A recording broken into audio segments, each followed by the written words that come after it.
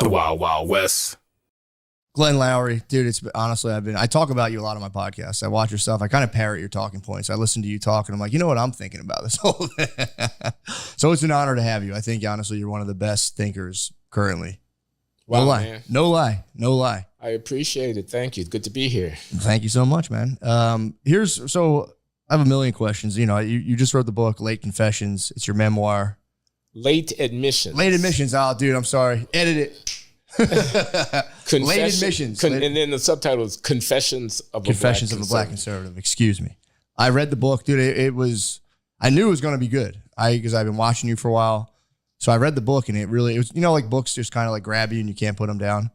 It was, I'm not buttering you up. I swear to God. I read it and it was pretty great. That's great to hear. Because I remember you were kind of like hesitant. And you're like, dude, you know, like, well, should I write an autobiography? I don't know if you're just kind of like messing around with your co-host, John McWhorter. But did you really have like a kind of hang up? Like, do I really deserve to write an autobiography? Or did you know, like, I'm letting this rip? I don't know if I put it that way, but it was a long time coming. I've been thinking about it a long time before I actually got it done. Mm-hmm. So, yeah. But once I got going with it, once I got into the thing, it kind of took over. So what was that like? Like, did you have an outline for like this part of my life, or did like the memories just spontaneously arise as you started kind of from the beginning? I went through different, phases. First, it was going to be Changing My Mind. That was my title, had a working title. And I thought it was about being on the left, being on the right, you know, a black guy, conservative, Reagan affiliations and things like that. But then kind of going left and, you know, my back and forth, the pendulum swing of my politics, changing my mind. It was going to be about, you know, the friends you lose and, you know, the things that you have to do and, you know, things like that. But that was the cover story. That wasn't the real story. Yeah, you know? I remember that theme from there. Then it was going to be the enemy within. You know, I went through a phase when it was all about, you know, fighting my drug addiction and, you know, dealing with my sexual addiction and things like that. And confession and, you know, getting religion and losing, you know, it's going to be about the devil, about the guy sitting on your shoulder on one side, on the other side. The enemy within. And then I realized that the real issue for me was figuring out how to tell myself the truth about my life. That was being honest. It was coming to terms with it, you know. And I finally was able to get something going. Yeah, I had an outline. I had a dozen outlines. Yeah. You just didn't know how deep you're going to go into. You know, I knew I wanted to do the Chicago thing. I knew I wanted to do the MIT thing. I knew I wanted to do the Harvard thing. I knew I wanted to do the drug thing. I knew I wanted to do the church thing. Yeah. So I had these, you know, but it didn't have the life that it needed. It didn't have the I want to say something like thematic integrity. It didn't have the vision. It wasn't quite right. What do you think the theme was? So, because I have an idea of what the kind of the theme was for me. What do you think the theme was, at least from my experience of it? What do you think the theme was for you when you were writing it, or like that you took away from it afterwards? Well, I hint at that in the preface when I say it's the problem of self-regard. And I say I'm playing a game with the reader. The reader has to figure out whether or not what I'm saying about myself is true. And I call myself being clever. You know, I say, I'm going to tell you the worst things about myself. And in doing so, I'm going to gain your trust. Yeah, I remember I was kind of tickled when I read that. I'm like, God damn it, he's so smart, dude. It's such a good way to start the book. But that was true, though. It was, you really did disclose, you know, a lot. And it wasn't like, you know, I read it and I was like, first of all, and I got to say, and this is, I just didn't know how much of the book was going to be about you getting pussy. That was crazy. You got a lot about of pussy. What? You got a lot of pussy. A lot of the book was about getting pussy and growing weed. I had to turn it over and check. I was like, is this my life story? And I was like, no. I was like, this is you, Glenn. Well, I wasn't bragging. I wasn't trying bragging. to prove anything. No, dude. I was just telling you what you happened. don't need to, bro. You don't need to, man. That was the smoking jacket. Dude, I would try to explain that to people and like, what are you talking about? I'm like, dude, it's the funniest thing. Was your Uncle Adler's smoking jacket? You should have known my Uncle Adler, man. Yeah, that was my Uncle Adler's smoking jacket, and he gave it to me. I mean, he came to my bachelor pad on the near north side of Chicago, Lincoln Park. And, it was all set up for seduction. Yeah. And, I've got the music playing and I got the incense burning and the weed and whatnot. And, the fireplace and the exposed brick, the track lighting, the 4-poster bed. I'm ready. Bro.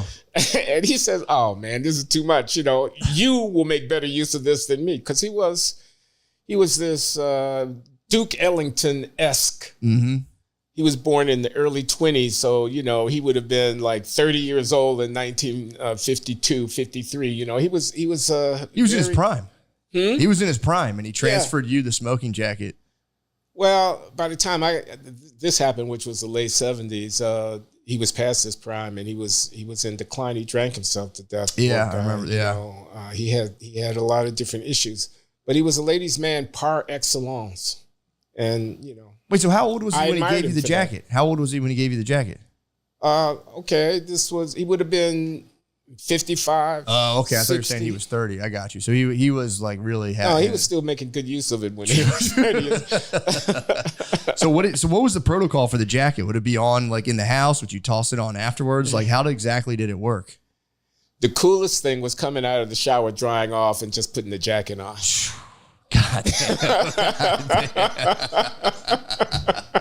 And then I don't know if you fully, maybe you recognize this, but just like the poetic nature of how it met its demise, just a scorned young lover cutting it to pieces. Like there was no other way that jacket was going to lose form other than that by the hands of a scorned young lady.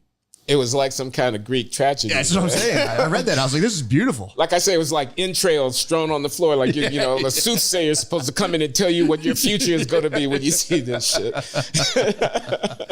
But that's what I really liked because, like, you really can, like you were saying, like, oh, I'll just hit a couple key themes from the south side of Chicago, blah, blah, blah.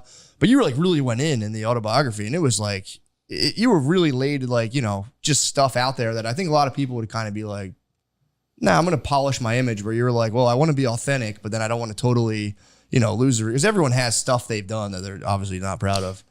To the point where people might be saying, you're telling me too much. They might be saying, why are you telling me all of this? They might be trying to say, oh, it was that bad. You think you can get a pass by telling me how bad it was? Yeah, but that's kind of, I think that's kind of, I don't know. I totally agree with what you're saying, but I'm like, if you've lived a full life, like you've made mistakes yourself, and to be able to like, make them, learn from them, grow from them. I don't know. I just like when people are like, you think you're going to pass now? It's like, dude, I'm sure you've done stuff too. Like, yeah. My answer would be like, yeah, dude, I wrote it down, and it's like, well, a pass for what? It's just like, this is my life. This is what happened. And it's like, well, that's where I came out. I came out saying, it is what it is. And I have to tell it fully. And as I say in the book, in a way that I'm exposing myself to myself too. I'm going back over these things, and I'm asking myself, man, how could you have done that? What was it going on in your mind? Like when I smoked crack in my Harvard office. Yeah, that was pretty good. That was a good one. I take my whole career in my hands. Anybody could have come in with a security key, man. Yeah, that, and also that was crazy. That was a wild move. And also, I will say, bringing the side babe to a work thing. Bro, I read that and I was like, no, Glenn, don't do this. No, dude, that was crazy. In Israel. I took her to a conference at the Hebrew University of Jerusalem, Mount Scopus campus. And people really like, did people actually like take you aside and like, dude, what the hell? Or were they just kind of They didn't, but they raised their eyebrows. But I was oblivious to the whole thing, man. I was getting ready to go into the Reagan administration as an undersecretary to Bill Bennett in the education department, which was all about family values and everything like that. And it was just crazy. Yeah, but the thing that this is the one question that like, because when I read your autobiography and it sent me, I started reading them now like compulsively. I'm reading a bunch of them because then I started like, when I read yours, the big question was like to that point of like when you were like, orbiting the apex of basically worldly power. And then the whole thing, the thinking that I would get from your autobiography would be like, yeah, I shouldn't be doing this. I shouldn't be having extramarital affairs, but I kind of deserve a reward. I'm working hard. I'm getting all this stuff. And if that was the thinking at the time, and it's honestly like, like you said, you weren't obviously the only one in Washington, D.C. that had, a little sweet thing on the side.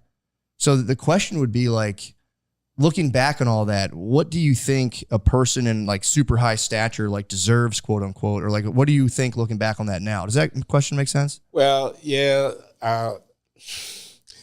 In the book, I talk about master the universe. Like yes, that's the phrase. And I got that from Tom Wolfe, the writer. His book Bonfire of the Vanities. His character Sherman McCoy, who was a bond trader. He was like 35-year-old, had a big apartment in Park Avenue or something like that. He was living the life in New York City. He had social X-ray wife and all the museum, benefit things and whatnot. And he's making $1 million a year, and he's a master of the universe. He has a side piece. He gets into trouble. It's a fiasco. You have to read the book. It's very funny. Yeah.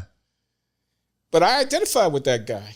Yeah. I thought, I'm a professor at Harvard. I'm the smartest guy in the room. I wasn't making his kind of money, but I wasn't doing badly. I had real connections. I was on the upscale. I was on the magazine, thing. And you're getting tapped by literally the Reagan administration. Yeah, I was going to the White House, and I was, the world was mine. I could do whatever I wanted to do, and the side piece was a part of that. And, did not think there would ever be any reckoning, and felt like I had it coming. The reckoning, you're saying? I said, didn't think there would ever be any reckoning. I mean, didn't imagine chickens would come home to roost. Didn't see anything, like Sherman McCoy in the book. Yeah. When he ends up in a New York City courtroom and his whole life falls apart and the girlfriend is gone and the bond trading firm doesn't want his services anymore and the newspapers are on his heels and the lawyers are picking him over. I ended up pretty much in the same kind of a position. Yeah, well, that's kind of my question, because I started reading these autobiographies trying to figure out, like, because there's like, if you look at like value systems, you have like sacrifice self. This is all from like Spiral Dynamics, which I'm not like a master of. I've just read books about it. And there's like express self, which is like, I'm going to get what I want, not even like damn everybody else, but like, I'm going to, try to get as much as I want is, that's my driving emphasis on life. And then there's like, I should sacrifice my well-being for the good of others. And they're just two prevalent worldviews that, like, you can either subscribe to one. And the question I have is like, to what degree do you sacrifice your own joy and happiness versus do you, pursue your own joys? And like, basically, how do those worldviews play out if you read someone's entire life? So I don't have the answer to that. I don't know if maybe you could shed some light. Do I? Yeah, it's kind of a tough one to figure out. What would you say looking back on it? Like, because my main question was like, yeah, if you were to have side pieces and get away with it, you'd probably look back on your life pretty fondly and be like, fuck yeah, dude, that was awesome. But it's when it comes and it just kind of like hits your life like a meteorite. I think that's when that's what I'm just trying to figure out, basically. Well, sorry, that's like kind of a heavy question. What I told myself was I was living fully. Yeah. I've only got one life. I'm going to live it to the full. I'm going to have experience. I mean, I went through a religious phase, and I abandoned all of my wild pursuits. My wife, who had been with me through thick and thin, and stuck with me. We started having a family. We had 2 sons. We're in their 30s now, but we're babies at the time. And I found Jesus. I was deacon in the church. I was, AA. I was going to my meetings. 2 years, 5 years. I was a straight arrow for a while. Yeah. So my question is, and in the book, it is funny because you talk about kind of the breaking point is like people touching you and you had to do like basically the tongues, and you had at one point you just gave in and you're like, bah! It's complicated. What was that like? I mean, was it not? Well, there was that.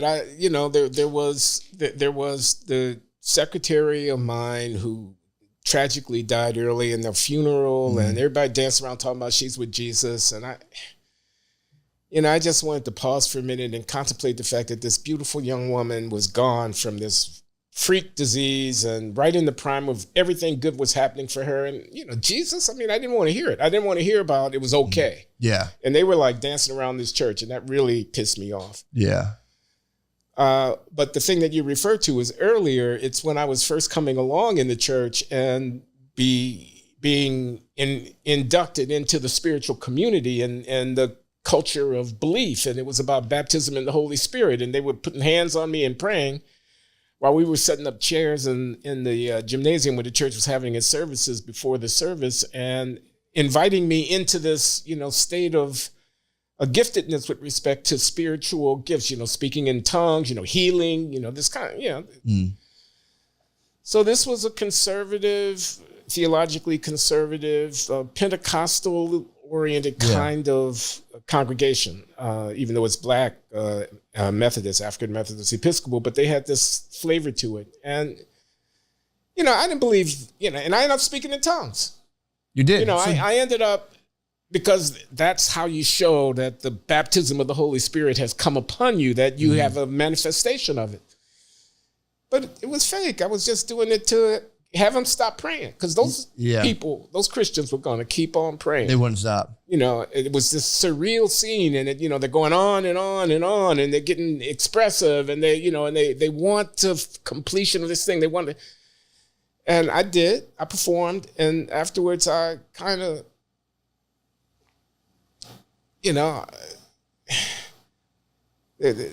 there was a kind of cynicism to it, a kind of, what game are we playing?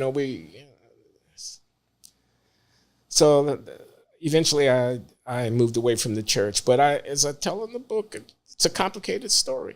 Where do you stand now personally with like spiritual beliefs, and like, where do you, So if I had to put a name on it, I'd say agnostic. I am not an anti-religious person. I'm not a person who, they believe in God.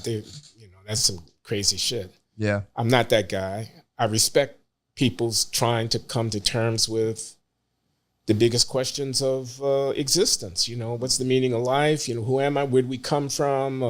What's the answer to the ultimate questions?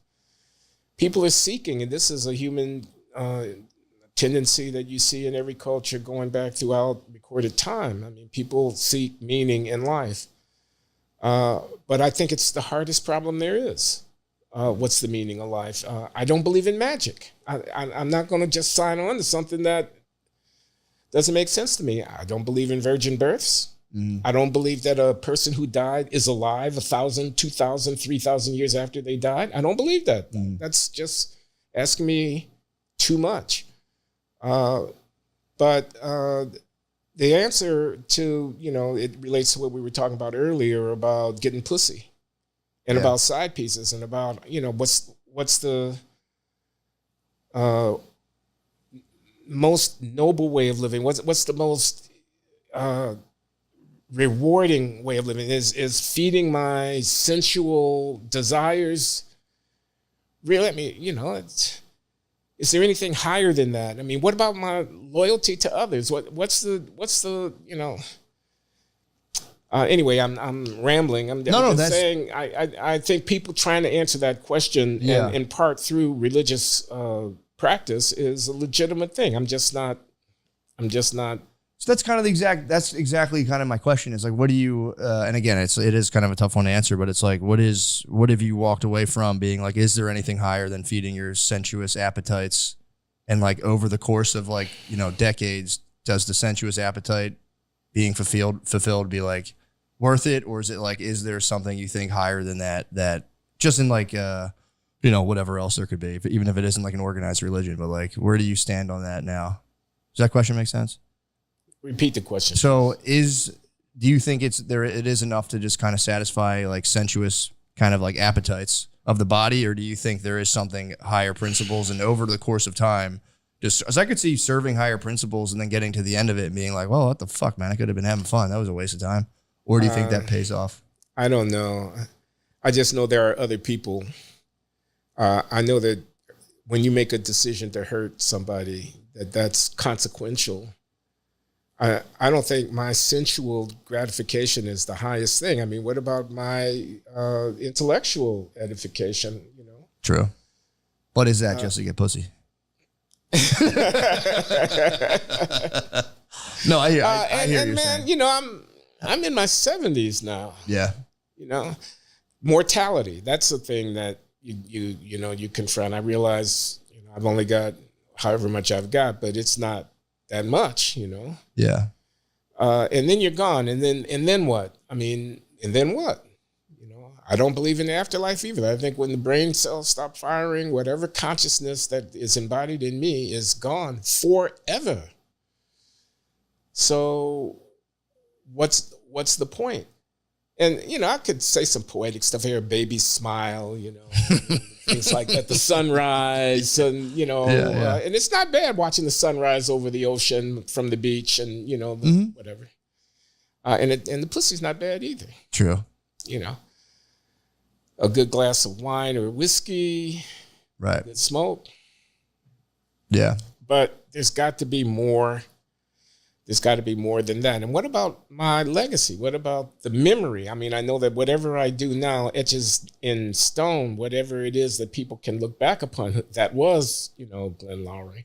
Yeah, well, and then, so speaking of that, that was the big, I think this has kind of been in the book, a big theme of your life where it's like, you're in a place, you can kind of identify things that seem almost performative and like not, I guess, like true to experience or whatever. And I feel like you could have, in the book, you say people because of your race would just be like, hey, just kind of take a position. Not, you know, you had your own merits, but you detected there'd be a lot of like, look, you know, kind of quota filling and like, just relax, take a paycheck and like, just be here for representation. And you kind of really bucking against that, being like, no, fuck that. I'm going to be here on my merits. And like, I'm going to go to a different school. Like where were you at one point where you're like, I'm out of here? Or there, I think that wasn't the Kennedy Center, was it? Am I mischaracterizing? No, you're not. You're not mischaracterizing it. This is about affirmative action and about race and how you come to terms with what people think about and the expectations they might have and whatnot. And you know, I've gone through different phases on it, but I was at Harvard. I was at Harvard in 1982. I came as a professor, the first Black to be tenured in the economics department. I was appointed in Afro-American studies. I was trained at MIT. That's where I did my PhD. I was a techie guy. I was a math, whiz and a theoretical economist and, you know, very academic, very ivory tower. And it was a fork in the road for me about whether to be a pundit, you know, a public intellectual, a guy that you see on TV and writing in magazines and whatnot, or whether to be a scientist. And I didn't know if I was good enough to really break through to the first rank of the scientists. I was in that pack, but I didn't know if I was at the top of the heap in that pack because, you know, those guys are pretty good. Yeah. I had my doubts, and I got brought into Harvard so early in my career, and I had this portfolio of responsibilities where I was going to be the Black guy, I was going to be the Black economist, I was going to do the Afro thing, as well as doing the scientific thing on the economics, and I was overwhelmed by it and the doubt of whether I was good enough, which especially rankled me because I didn't want anybody to think that I was. And also ran that I was being patronized. I didn't want to be that guy, that Black guy that, oh, well, we know he's not really, but, you know, we got other women. I don't want to be that guy. Yeah. And I say in the book, I choked. I thought about that game of pool I lost to my mother's lover in that pool hall way back when I was a kid. Dude, I read that.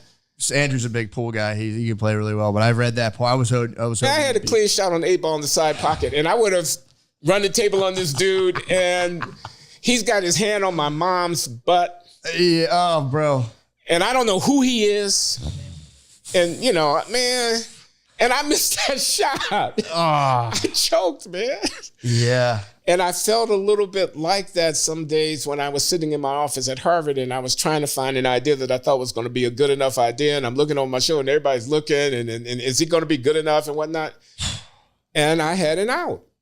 Yeah. And the out was going over to the Kennedy School, taking up the job of a public intellectual and start writing op-ed pieces and, you know, book reviews and magazines and commentary because I was a unusual Black guy. I was conservative in some of my orientations. I had a lot of respect for what the Reagan revolution was about as far as an economist concerned. Forgive me. It was a long time ago. I was young and foolish, but there was a road for me to be a pundit and a commentator, you know, a Cornel West, you know, kind of type. Yeah. You know, he's respect. I respect Cornel. He's fantastic. I respect Cornel. So, but the scientific with the green eye shade and just doing the the epsilons and all that. And I made the choice to go the way that I ended up going. I'm curious though, because I obviously had only seen your show before that, so I didn't know. I knew you were economist and all that stuff. I don't know anything. I'm terrible at math, so I was just like whatever, like supply and demand, and I didn't know it was such a technical science. But do you have regrets about, because you seem, my point is, you seem so well suited for like commentary, like you're so good at like just talking in general that like the fact that you were like, I don't know if I want to do this, do you feel like that was like almost a well-placed nudge by the universe at the time? Or do you feel kind of like, damn, I wish I stuck? Which is just imagining you sitting in a building doing math is just like, my God. It's kind of nuts. I think all things considered, it was, like you say, a nudge of the universe, well-placed in the right direction. Although I have regrets. I mean, I would have been a much less interesting dude if I had done the scientific thing. Yeah, true. Okay. Maybe you could have been like Breaking Bad. You might have been like making math shit. There would have been this character inside of the guy trying to get out. That's what I'm saying. It would have been crazy to keep all of that in, just the hours of talking, all of the stuff you've done, and to like keep that in and just sit behind a desk and just doing. So there's a character I carried through the book. Jonathan Hughes is his name. He was one of my teachers when I was an undergraduate at Northwestern University. He's a historian, economic historian, economist, but a historian, played the saxophone, and always said, don't eat lunch at the economist table and the faculty club. Go to the big table where the historians and the literature people and the scientists and the whatnot, because it's too narrow. It's too narrow. Read widely. Read outside of your field. And I think that not getting too down in the weeds spirit stuck with me. I mean, so I might have been unhappy. Yeah. As a guy trying to, every year the Nobel list comes out, you're looking to see if your name is on it kind of guy. Yeah. I might have been, unhappy. I know I would have gotten a lot less pussy. I feel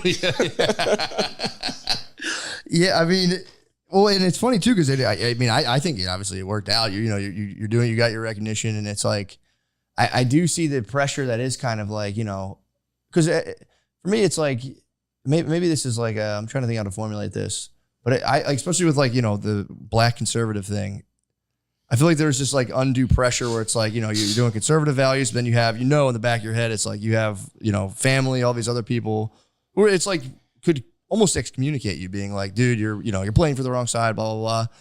Did you feel the pressure of like, almost like conservatives wanting to be like, yeah, say those things? Cause like, how did you, cause it's a shame. Cause it's like, if that's your real orientation, then you're like, how do you balance that? Or do you care? That's a good question, Matt. No, I definitely care. I definitely felt it. And I think you put it very well. Yeah, on the conservative side, there's people said, yeah, get on out there, darky. I could say it, but they bite my head off. You go ahead. On the one hand. And then on the other hand, there's like my homeboys and my uncles and whatnot sitting back saying, man, what kind of Uncle Tom thing are you doing? What, tap dancing for the white man? You Reagan? Come on, you got to be kidding me. Reagan? Yeah, like that. And where do I stand? I don't want to be anybody's dancing bear. I'm there to say that even black people agree with us about affirmative action. I don't want to be that, guy. On the other hand, I had my doubts about affirmative action. I actually agreed with Reagan about a lot of the economic policy stuff. So I had to be true to myself. I mean, I can't live my uncle's life. I mean, but I had doubts. So that's definitely the case. So I bounced back and forth, I broke with the Reagan people. I tried to come home again and realized then you can't ever really go home again. Yeah. Well, it's kind of like, oh, you gotta switch the thing. All right. So I'll take a little break. All right. Sorry about that. We had to change the battery in the camera. Okay. So not to lose our place. The thing I was at was the just kind of the black conservative question, and it always has struck me that it's like there's this weird like double pressure on black people in terms of like politics and stuff, because it does get like, just the phrase black conservative is like you have to almost qualify it, where it's like you're kind of under it's like pressure to be like, are you performing for white people or whatever, and then like Like, who do you be true? Are you true to yourself? Are you being, you know, and it's like, seems like a lot of kind of pressure to kind of. It is a lot. Deal with. I try to point at that in dealing in the book. I mean, authenticity, you know, loyalty, and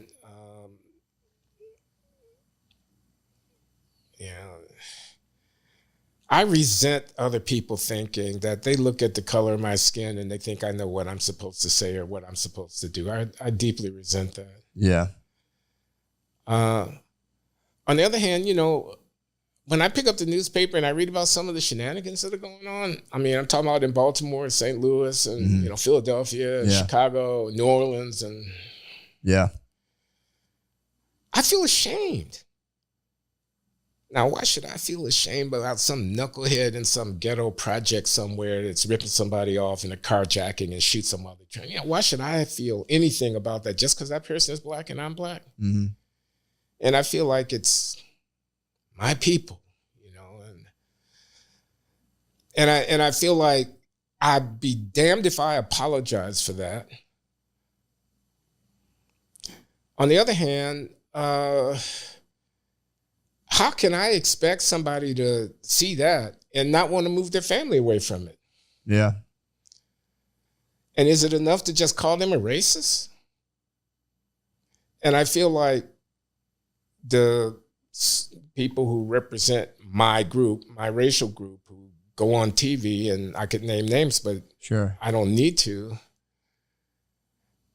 you know, are, you know, it's a song and dance. I mean, they're not dealing with the real thing, and they're not being honest with it. And yet, if I were to say what I really think, then I'd be a traitor.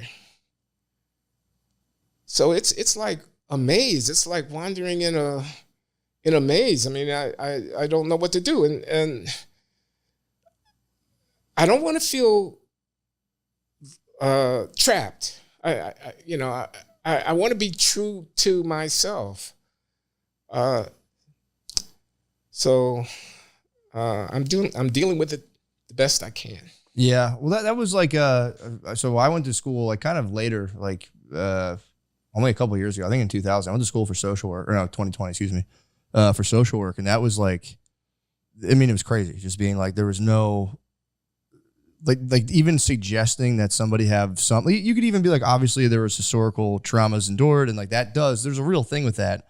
Then be like, but despite, you still have to have some sort of like, you know, like responsibility. Like you are at some point still responsible for your life. Just saying like that, they'd be like, no, you can't. How dare you? And it's just kind of like, well, dude, it's not going to help anybody. Like take like a 40-year-old person and be like, yeah, look, none of this is your fault. So I feel like I feel like everything gets simplified where it's like you have, you know, one group of people being like, it's their fault. They need to fucking get their act together. Talking about like black people from the inner city. And then you have people be like, look, it's not their fault at all. And it's like, there has to be it seems pretty easy to like stitch those two things together. Like, yeah, obviously there's been some terrible stuff that's happened that's had an effect, but there's also needs to be some self-accountability. Like, where do you kind of stand on that question? Or do you just like? I agree with that. I mean, there are a lot of unfairnesses in the world, and there are a lot of people who are in desperate straits and who could do with some help. And I would not want to be a 22-year-old mother with 3 children and making $20,000 a year trying to get by on earned income tax credit and stuff, and food stamps. I mean, I wouldn't want to be that woman, or I wouldn't want to be one of her children. Yeah. That's inequality in spades. But that's a separate point from the point that each and every one of us is responsible for how we live our lives and what we do at our time and the extent to which we are responsible to those who are dependent upon us. And you can't let the one cancel out the other. I mean, so, I mean, let me be concrete. Homicide, violence, assault, rape. You just look at the numbers and look at the racial disparity in the numbers. I don't want to hear from a social worker about how it wasn't his fault. Mm-hmm. he had a choice to make. I mean, who are we if we as a society take such despicable behavior? And of course, I get emotional. Now I'm getting emotional about criminal behavior where they're victimizing people. Well, we should get emotional about it because it's despicable. Yeah. Little baby sitting on his grandmother's knee on the front porch and some THUG riding by shooting a pistol at his rival out the window and he kills him. That's despicable. Mm. Black Lives Matter. Exactly. That's despicable. Yeah. Like that. I think you should be able to do both things. We should have a decent society without apologizing for criminals. Yeah. And when they're black criminals, without apologizing for black criminals. Yeah. And that was the thing. And then on your show I was watching, you said something to the effect, and I thought it was like also true and good to be like, and people forget too that like people in the inner city, they're Americans, like they're your fellow country people. Like we should be also helping where we can help and not like using the crime to just be like, that's a totally lost cause and then blah, blah, blah. Because there is like when I was doing the social work, I worked with high schoolers and I would hear their stories, and it's just like if you, like I grew up in the suburbs, and it's like from a suburban perspective to be like, yeah, they just got to figure it out, man. They got to go to school. And it's like, I would hear the firsthand accounts of like what a 14-year-old girl was dealing with. And it's just like, Jesus Christ, man. It would just be like frying my computer. I'm like, this is, I wish people would take a more kind of nuanced approach and just kind of like you're saying, be able to be like, yeah, you can call out bad behavior and also not try to like use bad behavior to, if you want to take like not to like single out Fox News, but like growing up in the 90s, I'm sure you remember the news was just like on Fox News, it'd just be like, black guys are terrible. And like it almost like when I remember being a little kid watching TV, just like seeing the news and be like, Jesus Christ, that's all it was. Then it flipped to like terrorists. Then it was like, white people are the devil. So yeah, I wish people would take more of like a nuanced approach. And it really makes me think like, have you ever thought about just for the sake of the money, just cashing in and going like full Daily Wire? And going where? Full Daily Wire and just being like, yeah, dude, you motherfuckers better knock it off right now. Here's my $2 million, please. Because that's crazy. You watch those right-wing commentators and it's like, it's the same one that's like the super liberal. You know exactly how they're going to fall on the issue every time. And it's like, do you ever think about taking that money and just going totally unilateral one issue and be like, yeah, guys, just let me know. Because those guys, they get paid lots of money. You're giving me ideas, man. Just a couple of years, just cash in for a couple of years and just like, you know what, guys, I take it back. Because isn't that crazy though that you have the internet? That's like nobody's. I'll tell you what. So, because you could do it. You could do it very well if you wanted to. I have the podcast, The Glenn Show, and people watch it. And it's got a Substack thing, and it had a Patreon thing, and they're paying subscribers, and there's advertisers, and there's a little bit of money on the table. There could be a lot more money. You know what I'm talking about, exactly. That you kind of. My whole point is you kind of pay the price for being honest. Wait a minute, because I got most of these guys beat because I'm a Ivy League tenured professor with an MIT PhD. Wait a minute. You're not going to be able to write that brother off, okay? No. And he's out there talking about what the immigrant thugs are doing. Cats. Have you talked about eating cats yet? They will pay. They will pay to hear that, bro. They will pay you a couple $1 million a year. You can sign up tomorrow. Yeah, the thought has crossed my mind, but Yeah. That's my whole point. That's what I admire about you. Again, it's like you could easily fall in at your own, gain throughout years and decades. You could have just fallen in and being like, all right, I kind of see what's going on here. Let me kind of grease my palms and kind of go with the flow. But your whole life seems to be you getting into situations and being like, this is fucking bullshit. And it's a shame because it's like, the markets obviously rewards currently just like demagogic kind of like unilateral thinking of like good guys, bad guys. We're the good guys. They're the bad guys. And that's all we're doing. Like with the debates, it's like we got to pick a non-biased thing where it's like now it's like I won't do a debate on that one and I won't do a debate on this one. I think it's like embarrassing. Well, the shame of it is I still get accused of being a grifter just for speaking my mind, as I did just a minute ago. They say that I'm doing it for the money when if I really wanted the money, they haven't got any idea. Oh my God, you can make so much more, bro. You can make so much more. And hopefully you don't read. What do you make of the whole internet comment phenomenon? Do you read them or do you kind of like... Yeah, I read them. I'm not going to say I read every single one of them in every one of the platforms. Never piss you off? But... yeah, they piss me off. I mean, don't read them. I have an editor and a producer at the podcast who helped me put the thing out, and we meet talk about all this stuff and the feedback and whatnot. Audience capture. You don't want to get an audience capture and whatnot. Yeah. But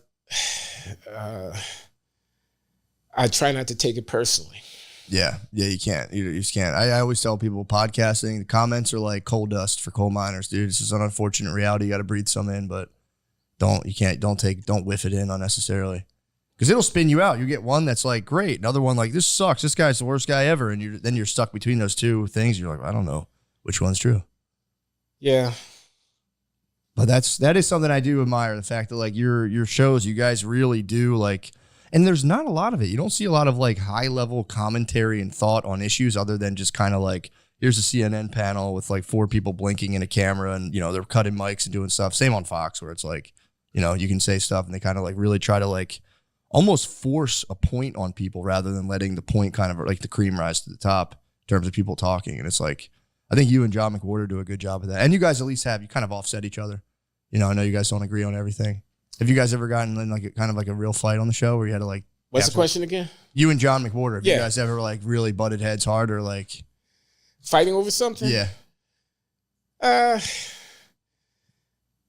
mean, not really. I mean, we have a thing going, this kind of shtick. Yeah. Like Lewis and Martin or something like that, playing off of each other and, my personality, his and whatnot. I go on these rants. He's so kind of snooty. And, John, I'm sorry, man. I'm sorry. He's great. But he would say it himself. He would acknowledge it, that he's kind of weird in that way. But he's smart and he's interesting and we have a conversation going. And Trump. So I'm a Trump apologist and he's got Trump derangement syndrome. Yeah. That's kind of like the type, okay? And I'm like, how can you sit there in New York City and sneer down your noses at 75 million people? And, have you ever thought about why he's actually as successful as he is? And, your coastal elite people do not have a natural entitlement to run the world. Yeah. Oh, so what do you make of that then? The whole Trump versus Kamala Harris situation, and just specifically Kamala Harris's rise from literally like the ashes. It was like a senile guy, visibly guy with cognitive issues. It's one of the most interesting things I've ever seen in my lifetime. I mean, what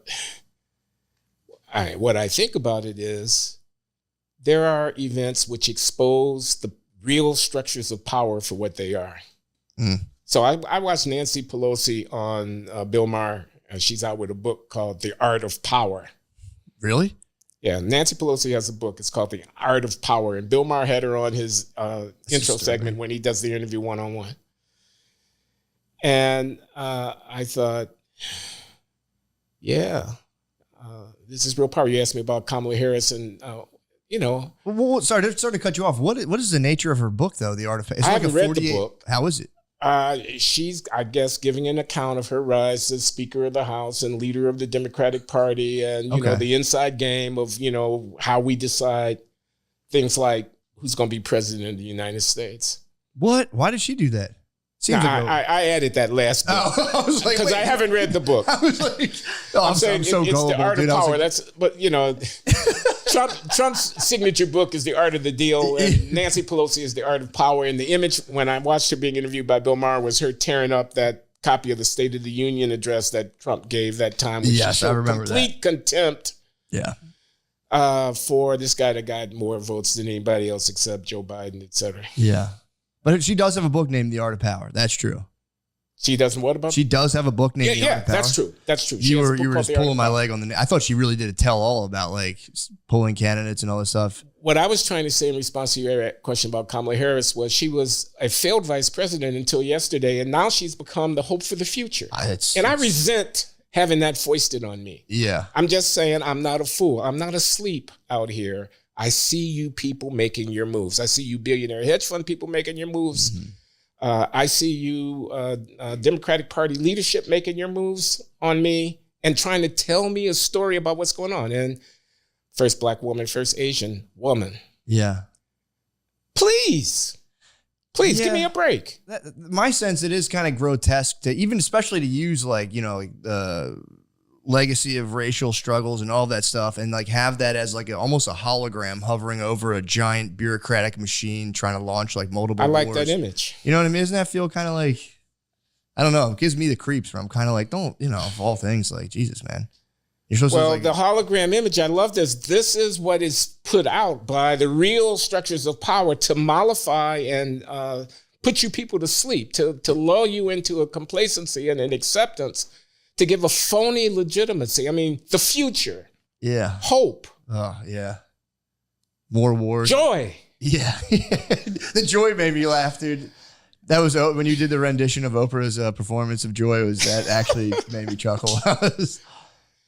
Do they think we are idiots? What do they think? They lead us with a ring through our nose. They say bark and we bark. How does it work? I mean, that's a question too. Is it even working? Is it all just a media fabrication, or like, because I live in a pretty liberal area in Austin, Texas, and I don't see a ton of the Harris signs. I see them. They're like starting to pop out a little more and more, but it's not like, you know, usually you would think they'd be everywhere. Like Obama, I remember when Obama was running, those signs were everywhere. The Harris, forgive me, I forget the Mr. Vice President's name, but Waltz, I believe. I don't see those as much. And I'm in like the thick of like, kind of like a liberal area, and I'm kind of. They're starting to spring up on the east side of Providence in the Tony neighborhood that I live in, but not nearly as thick as the Obama signs. That's what I'm saying. It's like, you know, she's supposed to be like the great hope, and I'm kind of seeing that being like, wow, I don't know if they even believe it. Like, it's a short campaign. Yeah, true. It was kind of, it's over, and the next month it's going to be over. Yeah, that is true. It's like, here's the thing too, is it's easy to like point the finger, but I do think they are kind of like almost a manifestation of just like collective apathy. Like people are like Trump and Kamala. It's like, well, nobody else seems to really care, or like they're just trying to go and press a button. Like, yeah, these people will take care of it. Now we've had just like these weird kind of figures emerge. And it's like, how do we not have anybody better in this whole country to do That's what my wife keeps asking me. Important job. You know, this is what we're left to choose among. It almost proves it's like somehow being curated in like a very weird way, where it's like, you know, like if you're just someone with like good intentions and a lot of good ideas, like clearly can't make it to the national spotlight. You know, maybe now with the internet, I don't know. No, it is what it is. True. That's true. That's true. I guess I'm naive to think that, you know, we'd just be like, get up there, man. You can do it. But either way, you have, so again, Glenn show. I think people should all watch that. Is there anything else you have burning on your mind you'd like to talk about?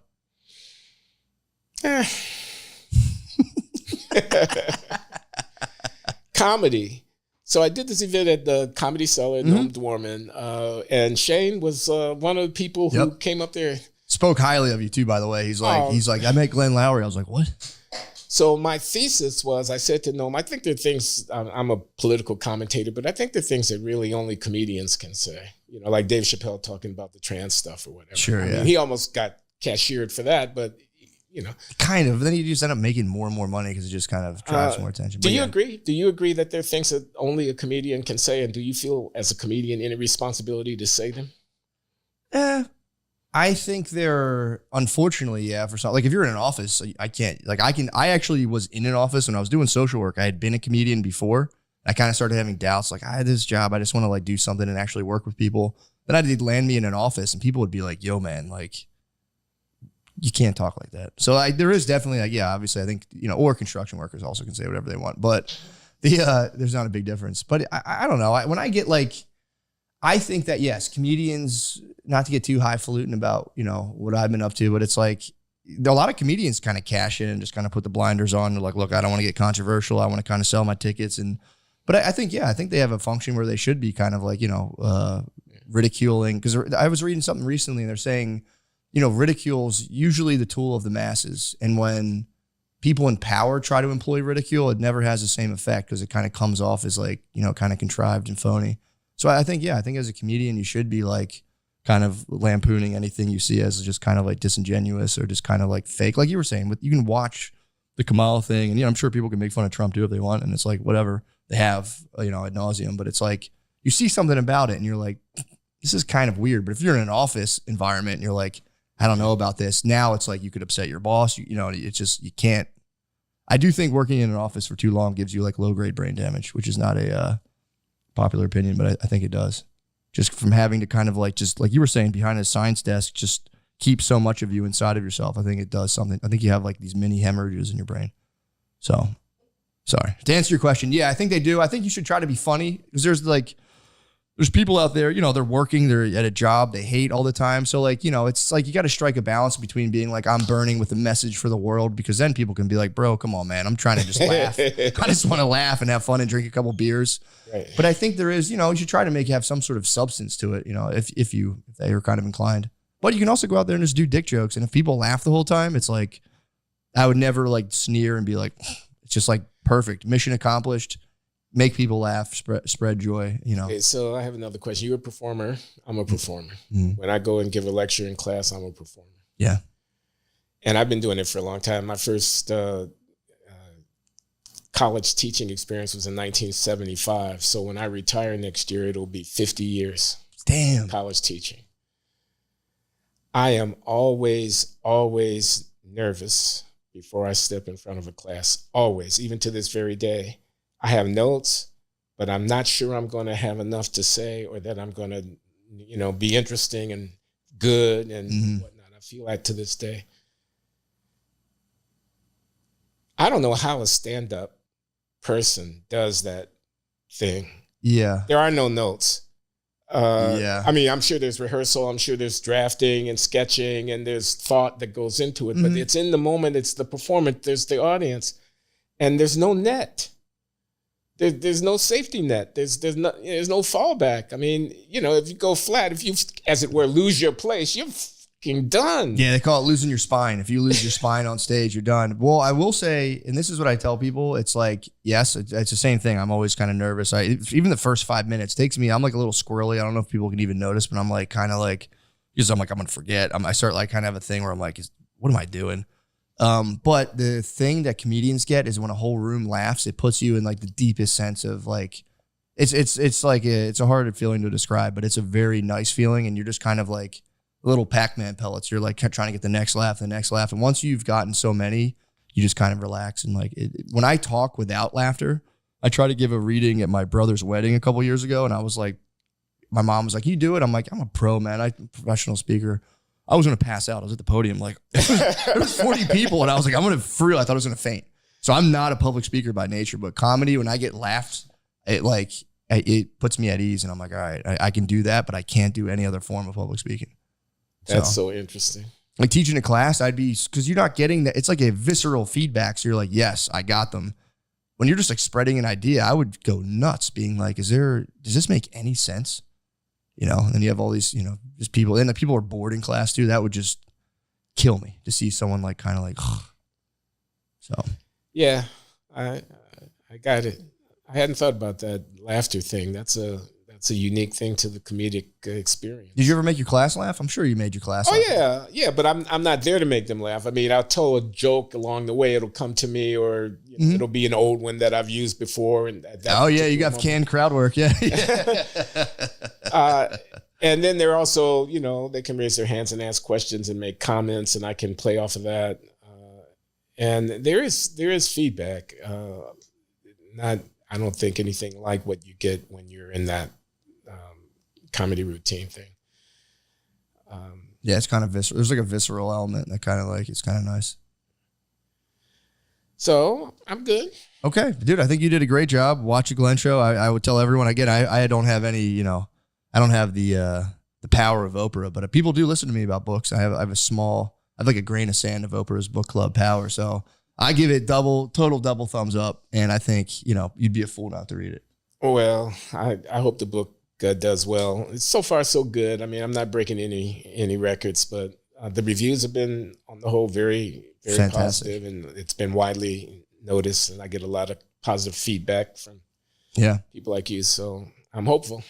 Nice, man. Well, hopefully I can get it out to a couple more people, because it was really, I read the other memoir you mentioned, the Born Again with Chuck Colson. I read that whole book from there, and I'm on a memoir frenzy right now where I'm reading as many of them as I can to try to get, the big answers, to see if I can maybe figure out this age-old question that I brought up before of like sensual pleasure over like some sort of higher order. And right now, Well, more power to you. Well, thank you so much. Right now, it's just me masturbating at hotels. So that's all I got. I don't have the rock star lifestyle.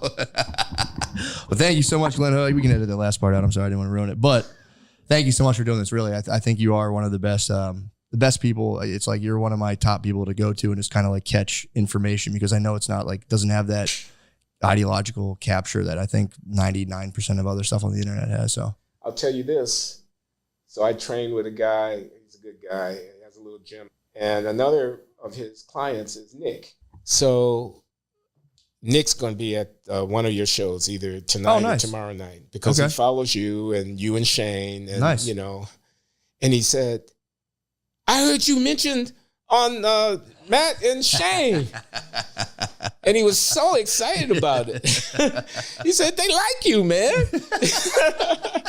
And I know you, you know, he's happy to know the guy. That's so funny. So if he comes to the show that I come to, I'll introduce you to him. Absolutely. That'd be awesome. I'm excited. Again, I can't wait. He's a great guy. He loves his kids. And I love that about him, that, you know, he's a high school teacher, very modest guy, just trying to keep his kids interested. And his big thing now is that they have to put their phones in the phone holder when they come into the classroom, and they get them back after the end of, that's awesome. You know, but Nick's a good guy. Nice, man. Hopefully I get to meet him. So yeah. Very grumpy. Every once in a while he gets grumpy. I got a grumpy Lamise on my hands. Beezer sent me a video. You puked on yourself this week? What? Bees MZ got him. Bees MZ got him. What, after a show? At Helium. I saw him. He's like, I got puke on my pants. What happened? How'd you puke on yourself? What happened? Well, you know, sometimes you just do a lot and you gotta get it out. What were you doing? I was drinking too much. I was too drank. You drank too much and you puked at Helium? Yeah, so I wouldn't feel bad the next day. You forced it? Yeah. Oh. Yeah. So you forced puke but got it on your pants? Yeah. I spilled. At least you did it there. Yeah. I puked on the floor too. I had to clean it up in there. That's at nice. Helium, you threw up on the I had to clean it up. That wasn't intentional. In the that bathroom. was obviously that was an accident. That one was a mistake. Yeah. Because I just kind of had something like that. The night of that more, everybody. Yeah. Welcome to the podcast. The night of the Cellar holiday party, the after holiday party. Yeah. I blacked out. Nice. Yeah, I blacked out. You don't even drink. Yeah, I don't drink at all, and I blacked out, and I threw up all over my bathroom floor. That shit was crazy. So did you wake up to it too? Yeah, it was to the point where I started throwing up, and I tried to clean it up with paper, like with toilet paper, ended up clogging my toilet. So now it was just everywhere. So what I was were you drinking? Hennessy? Everything. I think I was. Yeah, I definitely was drinking Henny and Coke. Can you imagine getting sick off of fucking Hennessy? So you not drink at all, or you have you ever drank? I do drink every once in a while. Gotcha, but not a lot. But when I do, I get fucked up. Yeah, I'm like a little kid. kid. H-Rock immediately, dude. Got slammed. I thought Hennessy was so cool when I was in high school, and I just couldn't drink it. I'm like, this is what was the other one? Nasty. What was the other one? It had like a Q. No, what's the talking about Hypnotic? Hypnotic. Yeah, Hypnotic. Isn't Hypnotic delicious? It's blue, isn't it? Yeah, it's shit. Yeah. Hypnotic's delicious. No. Hennessy. As I'm getting older, I realize like Hennessy is terrible, but you drink it to get you at a certain place. Yeah. Yeah. They all work that way though, dude. Hennessy. So I was so pumped. I was in high school. I had the bottle. I was like, dude, this is the best. And I was like, yuck. Yeah. Couldn't do it. And Cavassier. Pass the Cavassier. Coolest bottles, I'll say. Yeah. That's how they get them. True. True. That's how they get them, dude. True. Oh, man. Hypnotic's nasty. What's going on, dude? Not much, You got man. a new podcast. Yeah. What's it called? It's called We Want More. We Want More. Oh, because of your last name. I like it. Yeah, it's this shit is some work. Podcasting? Yeah. Podcast life, dude. It's the pod life. It is. It's hard work. Yeah. Everyone wants the pod life. I'm like, you don't understand, dude. Yeah. If it was easy, everybody would do it. Podcasting 1 hour a week is like doing 60 hours of a normal job. Oh, yes. I'm dead serious. It's so hard, dude. Podcast was a Patreon. That's a 100-hour work week. Easily. Mentally? Mentally? And it's 100 also tough because what I'm trying to do, I don't want to be like, you see these TikTok podcasts where it's like they just pandering, giving relationship advice and just arguing about like who should pay rent and stuff Dude, like that. That's they're- what I'm trying to They avoid. kill. That. You got to do that. You gotta They do get so six good. six slots in the studio. No, there's other ones too. Yeah. There's TikTok podcasts where it's just like husband, like a wife is like, and it's really hard for me when I have to think of something. He's like, "You're right, babe. I've never thought Right, about yeah. that, They do like relationship. dude." Yeah. To those guys, dude, who do that Yeah. shit. There's like girl relationship porn. They're like, "Wow, babe, when you put it that way, you do have a way harder life than me. I should be more appreciative." Yeah. Like, Whereas like they say just the most common sense shit. my wife sends them to me, and I go, Oh no! "Guy's a fucking pussy, dude."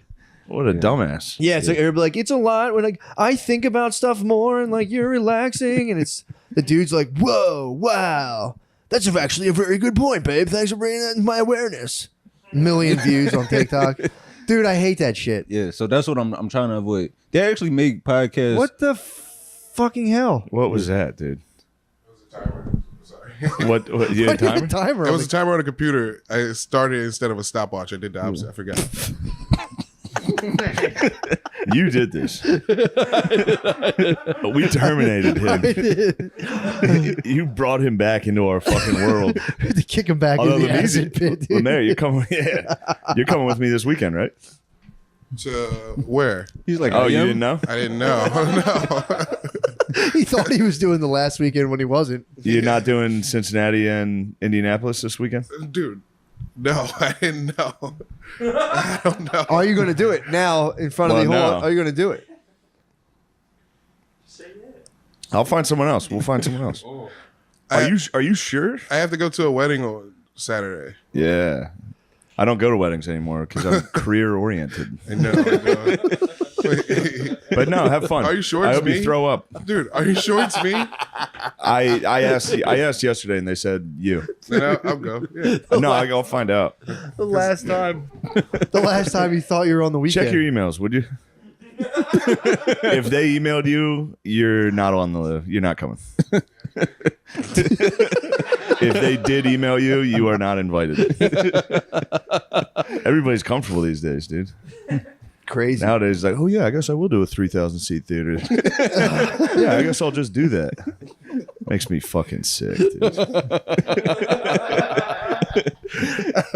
Did they email you? All right, good. Whoa. Now they're fired. Yeah, exactly. Wow. They had Lemaire fucked up last time. He had a double booked the Fijis. Yeah.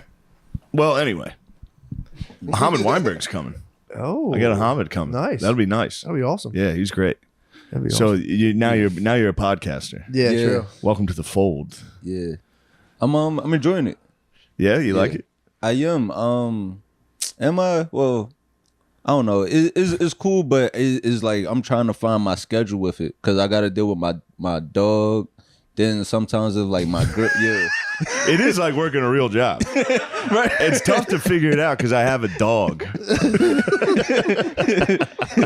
So yeah, it's like hard just to do it. making sure he just chills when I'm recording. Oh, Let him go yeah. wild during the recording. Trank him. No, he does. Trank That'll him. be funny. Dude, they sell like drugs for dogs Yeah. now. There's like dog kratom you can just get and put them down. Yeah. Yeah. Most of the time, he ends up just laying in between us, like on Nice. the couch. Yeah, so that's Very been sweet. cool. Oh, you have yeah. a gay dog, don't Yeah, you? yeah. I got a cockapoo. You got a cockapoo? Yeah, They're yappy though. yeah. And it, You might I guess have to it put is them gay, down for the like, sake it of the got pod. cock in her name. And you got a fucking smoke alarm. It's probably beeping during your pod. True or false? It's a guarantee on every black podcast, dude. No, it was like that at my old apartment. Yeah, black How'd you end up with a gay dog? My girl, she wanted it was between the ring and her dog, and she really wants the ring, but I thought he would buy me a little bit of time. A whole dog's life. Yeah, 14 years But- for a Yeah. small dog like I that. thought that would like save it, but now it's like that was a girl trap, dude. That was a girl Yeah. trap. She Dogs thought- are absolutely girl traps. Yeah, Yeah. dude. You were like, oh yeah, I'll sign up for a 14-year commitment instead. True. yeah, but it is nice though. It is nice Yeah. having a dog. It is nice. I get to know my neighbors. Yeah. Oh, they go Yeah. like, okay. Yeah, yeah. Where do you live? I live in Jersey. Jersey. Yeah, that's I'm right. I'm real suburban. No. Oh, nice. Yeah. So you got white neighbors. Yeah, white and Indian neighbors. Oh, I'm jealous. Yeah. I need the Indian neighbors. Dude, we've talked about it. My brother-in-law's battle with the Indians. He's battling the Indians? Yeah, is it HOA? Yeah. He's the president, or he's on the board, and he has to go around because all the whites were afraid to do it because all these Indians moved into this suburban neighborhood in Mechanicsburg. Yep. And they just don't. Nobody cuts they're from India, so they're not used to like cutting their yards. Yeah. So there's yards with like in like a brand new suburban house with like grass, like knee high grass, and he has to go around and be like, cut your fucking yard. What? He does battle. They had to hire an Egyptian man to do battle with the The Indians. Indians they have gladiator grass? They have gladiator. Dude, they hold hands and walk. They walk nonstop. When you go to my sister's house, there's Indians everywhere holding hands. They're all outside Yeah, they constantly. rule, dude. They have their grandpa lives in the garage in almost every house. And they all wear flip flops. All flip flops. Like all that, I don't. I've never seen an Indian with a closed toe shoe. They, no matter what. Those are dress shoes. Yeah. When it's time to get pussy, dude, that's button down and dress wing toe dress shoes. you're very familiar with the Indians. Yeah, I used to chill with them in college all the They're time. your bros. My bros, Your dude. squad. Dude, I'm telling you, I want to be Indian so bad. I want to be Indians fucking Indian tight. so bad. They're the best. They're killing it on Instagram and TikToks. Yeah, they're so nasty. He's like, it's my way. What's the fucking thing? There's this one thing the guy screams every time. And then he like throws cars together and there's like a tiger running. Come on, help me out on this. Dude, I saw a lady. So I got off a plane yesterday. I saw an old Indian couple get off the plane. It was like a woman. She had like the garb on, and I tried to give her like I was waiting for my stroller, so I gave her like a high smile, Yeah. and she fucking mugged me. She's just mean mugged me, and I was like, what Really? the fuck? Yeah, they can be tough nuts to crack every now and again. Fucking right. I was standing there. I had a baby with me. I'm like, come on, this is a slam dunk. Yeah. Dude, just mean mugged me, and I was like, oh, fuck. We got to start making Indian reels and like TikToks. Dude, I'm A nice little That Indian one where the filter. guy like runs. You ever see that one? He runs up to the three other Indian dudes. You can tell he needs help. He's like, something's going on, and they're like, get out of here. And he goes, starts sprinting. They love sprinting. He starts sprinting, and then one of his fucking brothers starts sprinting next to him. Yeah. And they make eye contact, and they're like, let's go. We gotta rape this girl. That's not, you know what I mean. no, it's a serious problem in India. Yeah, I'm pointing out a serious problem. Like, dude, when you're like, there was a. We're allowed to make school shooter jokes about white people. Yeah, I That's know. a big problem for us. Why can't we? Yeah. I don't get offended, Why can't we joke about? although I usually do. Why can't we joke about 4 Indian dudes sliding down a dirt pile? In business casual. Yeah, they're the best. Yeah, dude, there was. I knew someone who was in India with her friend. It was 2 ladies, and there was a pack of like 5 dudes in business cash, and like their guide was like, "Go now, go," and like they had to run away. Like they seemed nice, like no, go. They put on the bit. They hit Ross, and they fucking rolled, dude. Yeah, it's over. Trouble. It's dude. over. They'll get you. Damn, some Nautica button downs, some Bugle Boy That's khakis. still my whole closet. And I don't throw it out. I don't know why. I have a closet full of shit I never wear. Well, I just gave away a bunch of shit. Did you really? Yeah. You have like high school getting fly I have pussy getting clothes. like an Old Navy wardrobe. Nautica polos that I Same. stole from Phil. He goes to like TJ Maxx, buys like a $10 polo. Then I come home and steal it out of his closet. No, that's the shit I gave away. Yeah? I gave away like Nautica My dad jackets. probably found it. like Like, they're just giving this shit away? It's like I just- had a bunch of like a collection of high school field day shirts. Yeah. Yeah, man. But I forgot I wanted to tell you this. This was the Chappelle thing. Yeah. So when Chappelle brought me, I was in there. I was sitting there. Chappelle was on stage, and he was like, "I don't know what to talk about." He was at the end of his set. and Was he it like- was it drunk Chappelle like rambling? Not at first. Oh, okay. We stayed on for like long enough that we all got But he was up and he was like, "I don't know what to say." He was like, "Is Shane here?" I was like, "Yeah." He was like, "Shane, what's a topic that's funny to talk about?" Dude, I didn't even think about it. I just went, "Trans." I was like, "Oh shit!" Like as soon as I said it, I was like, "Fuck, he's gonna be pissed. He's gonna hate me." He didn't. He embraced it. It was good. He just he went with it. Yeah, that was not bad. That was like his blowback from his specials. He had like a couple trans jokes. Yeah, and then he Didn't did he get like paid, 3 $80 million? specials about trans people. Didn't he get like $80 million? specials. What? You get $80 million. Oh, he got so much. He got like 4 all caps tweets, and they got $80 million. Yeah. Like, not a bad trade off. Yeah. A couple nasty tweets. Yo, And a protest. the protest They like rioted outside of there. Like, we are not men. outside of his show. Outside of Netflix. What? They spazzed. Yeah. Yeah. Damn. They hit him with it. The ones on the inside are probably like, man, I want to go in there so bad. I'm go outside and fucking march. I could go march. I'm gonna march. All right, we got chill. Dude, you know what I found out about today? I did not know there was a Jewish ambulance. Did you ever see a Jewish in ambulance? Brooklyn. Yeah. I used to Like, live we- in that neighborhood. Yeah, they have Really? their own Yeah. ambulances, own school buses. Yeah, it was crazy. I saw it Everything. today. Yeah. I was laughing on the way up here. I said, how do you get a hold of it? You call Wine 11?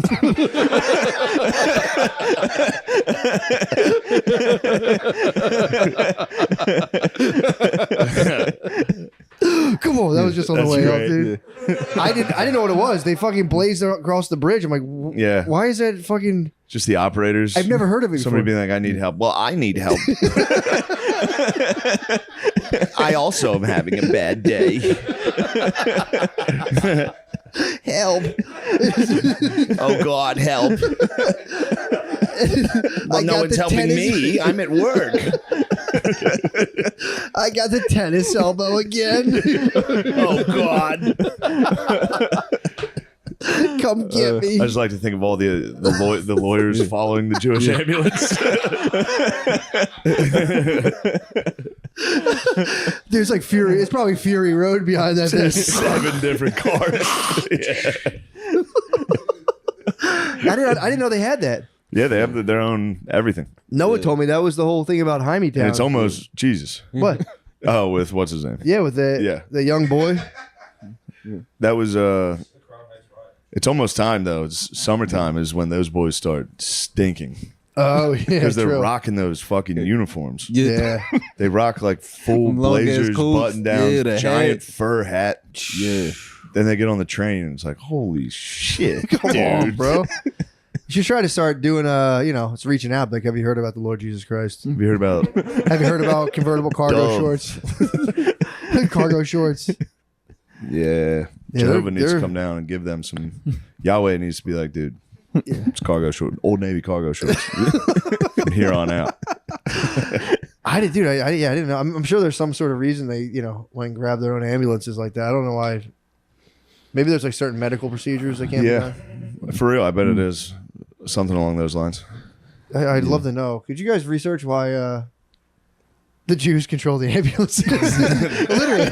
I mean, they do control their own ambulances. The Jews control the ambulances. That's a true statement. It is. They control their own ambulances. It's fine. It's no big deal. Who funds that?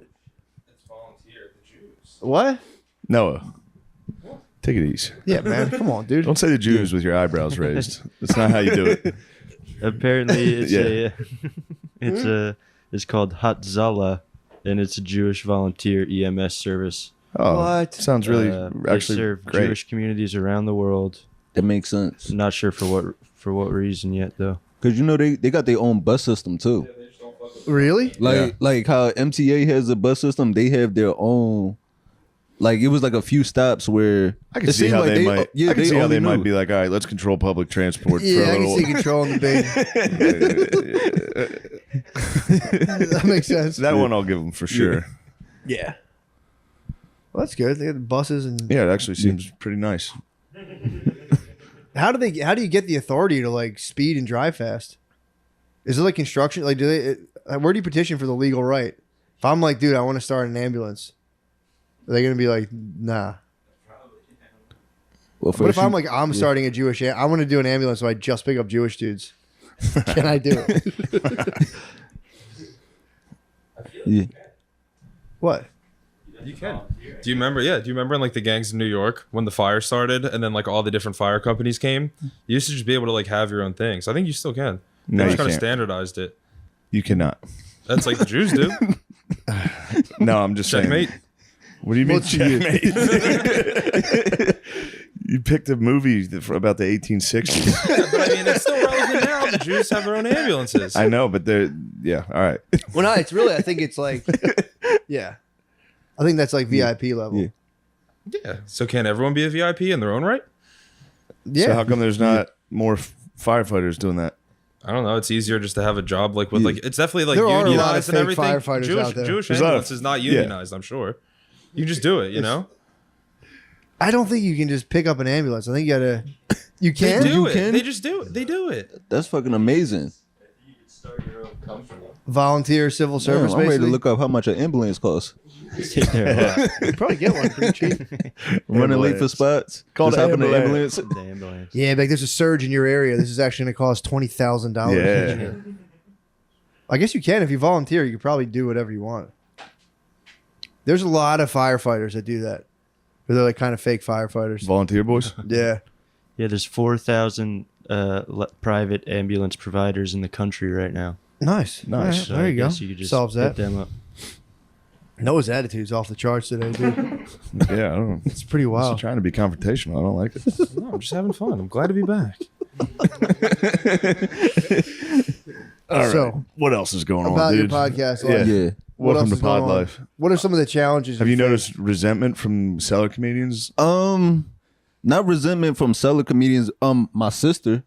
Yeah. Yeah. Sisters Hate podcast, Yeah, dude. my little sister, especially because my little sister, she's 16. So she's that generation where I remember actually when I was home, when I came to do your show. Yeah, When I yeah. came to do your show, I was like, yeah, my friend, he has a really like successful You ever see podcast. Belly? And yeah. Anyway, what? All right, sorry. God, that was such a high level. Anyway, anyway. But I told my sister that I was like, yeah, my friend got a successful podcast, and she was like, we don't need more men with platforms. Oh, Yeah, She's one of them. That's Yeah. she's a kid. Yeah. She'll grow up. But so yeah, really just resentment from her. That's not But bad. but other than that, it's been cool. Wait till you dunk on her with your Yeah. podcast. Yeah. though. Yeah. She'll start one. Yeah. She'll start one soon. Yeah, one of those TikTok ones. Yeah. She'll kill it. She'll quadruple yours. I'm asking her, can I be a guest? Yeah. Dude, the 9 Girls, 1 Guy podcasts are so fucking nuts. Dude, Tate started it. I think Tate Yeah. started those. And are they? Is he just like hiring like escorts or strippers or something? I don't know, but Gorlock Destroyer Worlds is one of the funniest things I've ever seen. They got a big they got a big dog on there. And they're like, it's good to be here with Stephanie, Caitlin, Gorlock, the Destroyer of Worlds. It's kind of the meanest thing I've ever heard someone call a big lady. Yeah. Gorlock, the Destroyer of Worlds. Is that? Yeah, whatever. I don't want to get into gender politics. Yeah, true. That, Oh, really? That's a former fella. Yes. Had me fooled. I couldn't tell. I had no idea. I said, my. Gorlock they're big enough that they are androgynous. Yeah, true. You know what I mean? True. Yeah, I mean, it's no secret. Girls have been getting jacked. I thought that lady just crossfitted her way into just fucking. Destroyer of Worlds. I found it kind of inspirational. I was like, man, that's fucking pretty Yeah. sweet. Wish I could Gorlock out. It would be awesome. Can you? I mean, you could transfer a couple months if you wanted. Like, no one can stop you. If you went, dude, if you went full dress for a year and just came back and you're like, nah, it turns out it wasn't for me. Damn. Everyone, it would be a moratorium. No one could talk shit. Because you could just be like, excuse me? Everyone would know. Well, they couldn't do Every it. single They were- person would be like, fuck you. Yeah, but like, why? You'd be like, hate crime. I could scream. Yeah.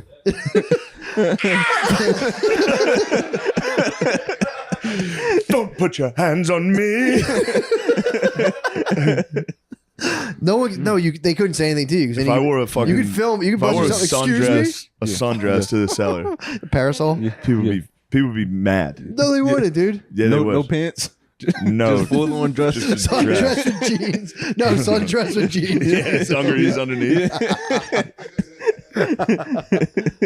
You could go senator, half man, half woman. Like, my bottom's man, Ooh. top is woman. I'm a centaur. I'm pure centaur. Ooh, I do like that. That'd be nice. No one could stop you. Literally, people would have to go like, yeah, I could see that. And you could trans. You're quiet. You're a quiet guy. Yeah.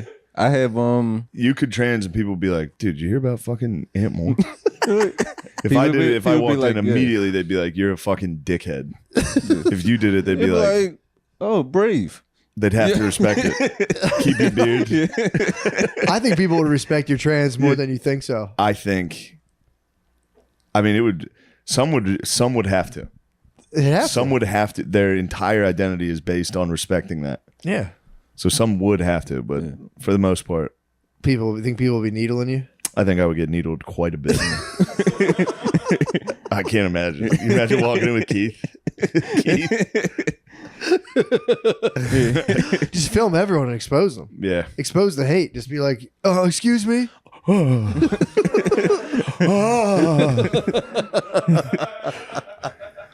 I'll have a Bud Light and chicken wings. Just go on, do my exact set, do my regular stand up. Hey, what's up? As soon as someone talks, if anyone talks to the audience, be like, hey, you think you can do whatever you want? You treat me this way. How dare you?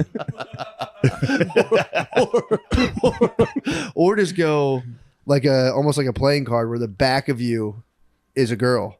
So you can turn, you have painted eyeballs, and if anyone's talking shit, be like, what do you say? My ass out. Like an amphibian with Nice like, thong. with the whole other design on your back. You can be like, excuse me. How dare you? It's almost time, dude. What's today? The 31st? 30th. 30th. 2 days away from fucking party time. It's New York party time. June? What happens? Pride month, brother. Have you ever gone through the Pride Parade? No, dude. No. I had to What are walk you doing down there? I had to walk through it last year. You gonna walk through it? Had to. What happened? Well, I didn't have to. I had a spot, and like I just went the scenic route. It was cool to see though. Everybody is ass naked. Really? Yeah, Everybody? Like, Pride Parade. Everybody.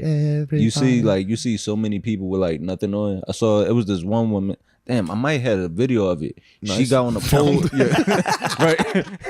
Right. This is totally straight, dude.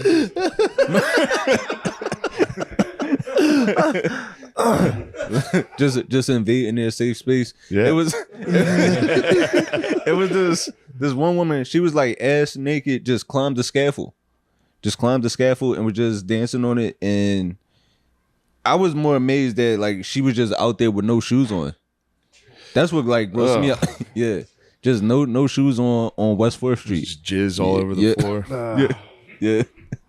Was there naked dudes too? Yeah.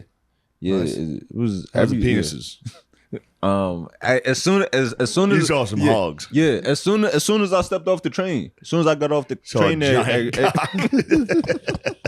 at Christopher Street, it was just dicks everywhere.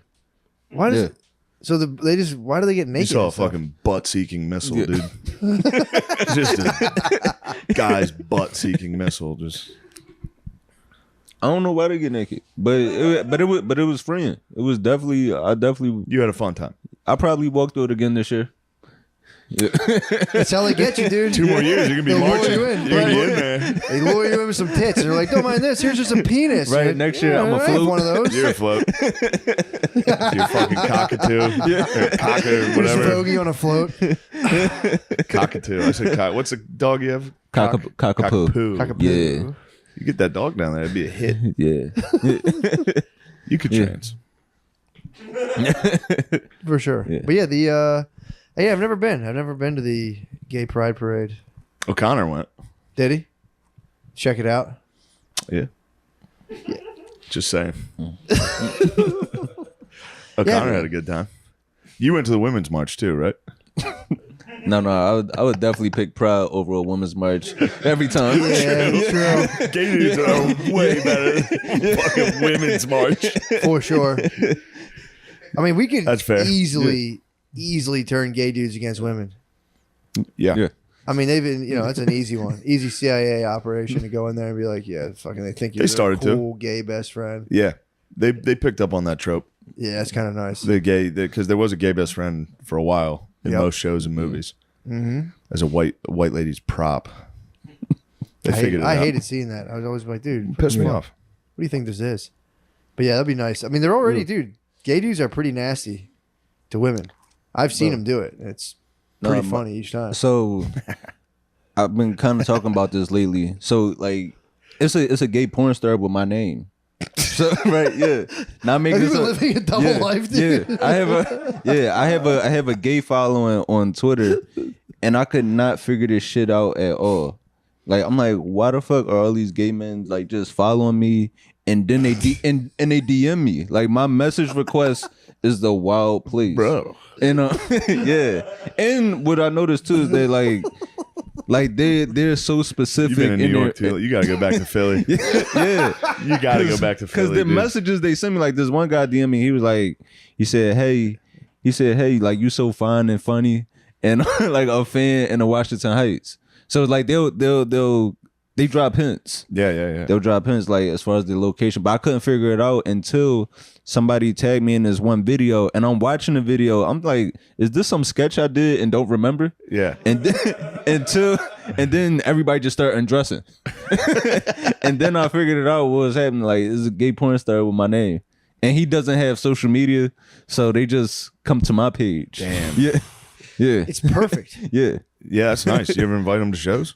I've actually a few have came. I figured. Yeah. Do a little meet and greet. A little tug and suck. A little meat and meat, dude. Yeah, meet to meet. Damn, that's awesome. Yeah. You ever greet their meats? That's awesome. Yeah, I think there's like a UK Matt McCusker who's a UFC guy. That's awesome. Kind of tight, yeah. Always pumps me up. Nobody messes. No one mistakes us. So, how's the? Have you checked out the? What's the guy look like? He doesn't. I think he's like kind of Spanish. Like I could see how some like Nice. same complexion. He has tattoos. Don't look at me while you're saying Yeah. this. Yeah. Don't look at my eyes. It's about his complexion and tattoos. Is he bricked up or no? I got out of there. You didn't peep his hog? Yeah, I got out of there like as soon. Yeah. You didn't peep the Why'd you man's get out hog? of there? You gotta see the hog. Yeah. You found Don't him? put it up on my fucking computer, dude. Oh, man, that's my fucking computer, dude. Yeah. Get that shit off my fucking computer. Oh, that reminds me. I was home after the Hershey shows. You're gonna get me in trouble with my wife. What's the hog like? I was doing this to Phil. I was home and I kept going, Phil, fucking look at this. This is the exact photo. I Googled naked man's ass. I kept going like that. He goes, God damn it. That's good stuff. That's naked man's ass. Just a hunk's ass. Hunk's ass. Because I was just sitting there. We were hanging out with Phil all day, and I was like, Phil, what are you doing? Just sitting there thinking about guys' nuts and asses. He was like, yeah, okay, Shane. I was like, Dad, all you do is think about guys' asses. It's a fun bit. Next time you're with your dad, tell him that. He'll get so mad. So you go, Phil, what are you thinking about? Guys' naked asses? Yeah, okay. You're a sicko. You're a weird sicko. I told you I hit my dad recently with he was talking about one of his friends. I'm like, yeah, that guy's gay, right? And he was like, he's not gay. What the hell are you talking about? I'm like, I always thought he was gay. He's like, no. What, his buddy? Yeah, I just made it up just to fuck with him. Like, I always thought that guy's gay, right? He's like, he's not fucking gay. What are you talking about? Oh. Just, yeah, when you're with your bros, just be like, dude, you fucking see this shit?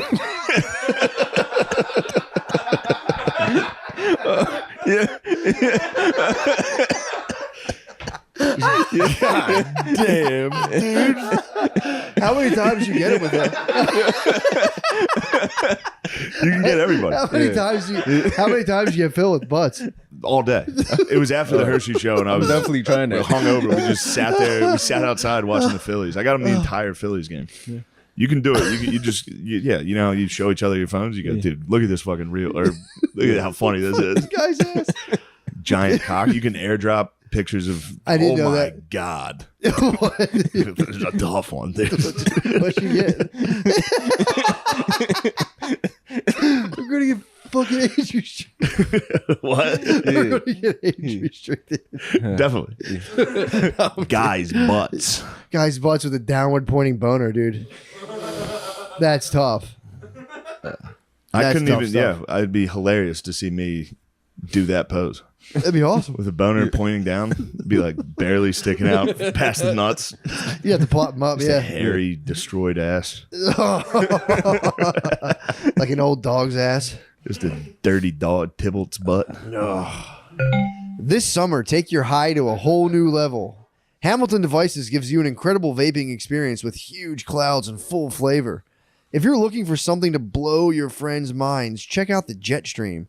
With 3 cartridges, it's self-propelling, so it blows the vapor. No need to inhale. With multiple airflow modes and adjustable voltage, you get total control of your high, dude. I need to be in complete control Total of my control. highs. With easy and rechargeable and super portable gear, Hamilton Devices makes it easy to vape no matter where the day takes you. Yeah, you guys know Hamilton Devices rules. Hamilton I've used Devices a is lot of up stuff. in this hoe. Yeah, dude, I stay vaping on that all day Hamilton long. Devices in this hoe. However you like to vape, Hamilton Devices has you covered. Hamilton Devices is hooking our listeners up. Go to hamiltondevices.com and use code DRENCHED15 for 15% off. Buyers must be 21 or older. That's hamiltondevices.com, code DRENCHED15 for 15% off. Thank you, Matthew. You did such a good job. Thank you so much. That's hard stuff. Now let's get back to the fucking podcast. All right, guys. Father's Day's coming up. Your dad already has enough ugly ties and baggy t-shirts. Get your old man looking sharp. Make him fuckable with clothing from True Classic. They sent me some gear. I like it. Oh, yeah, True Classic's nice, These bro. I wear good all, tees, dude. that's all the only tees I wear now. Their chino shorts are a fan favorite for a reason. Soft and stretchy. Ooh. These shorts can take your dad from the office right to happy hour and back to the office again. To do what?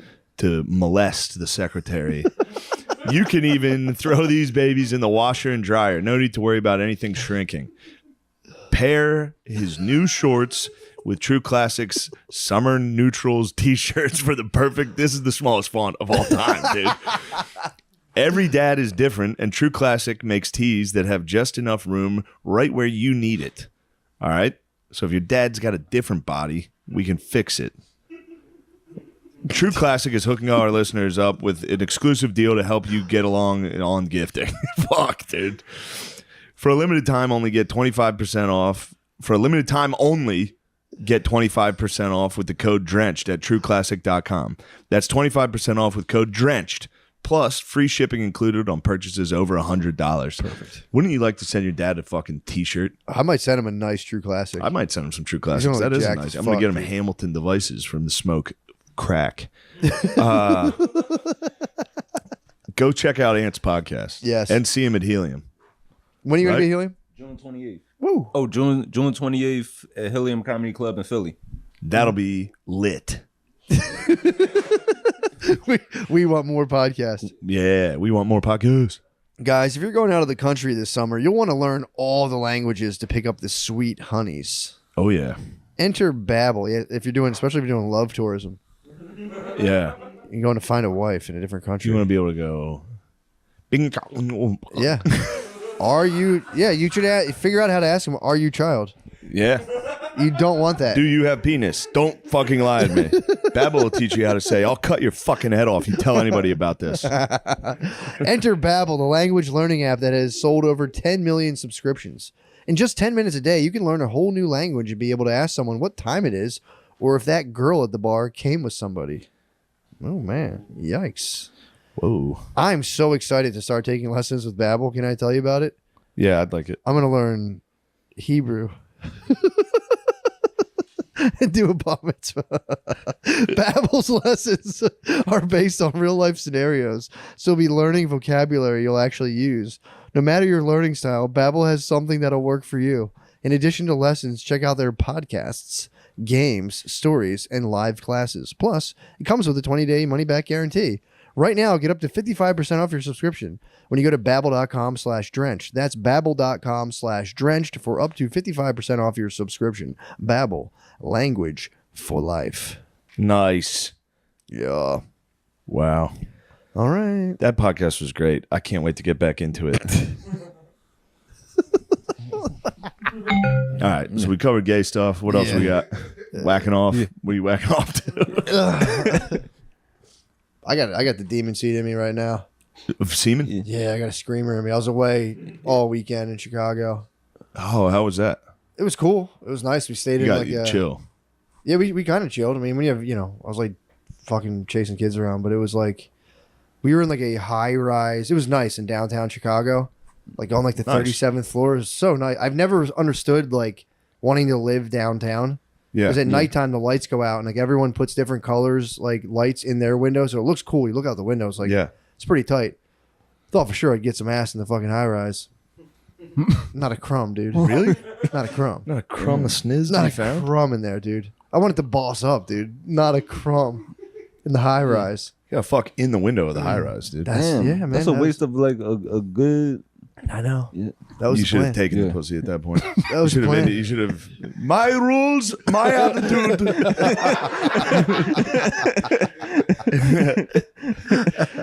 Should have chased her around the high rise. I should have. I should have. No, we were both very tired after the end of every single day, and stuff too, dude. I ate so much I ate so much yummy pizza too, so I was pretty full.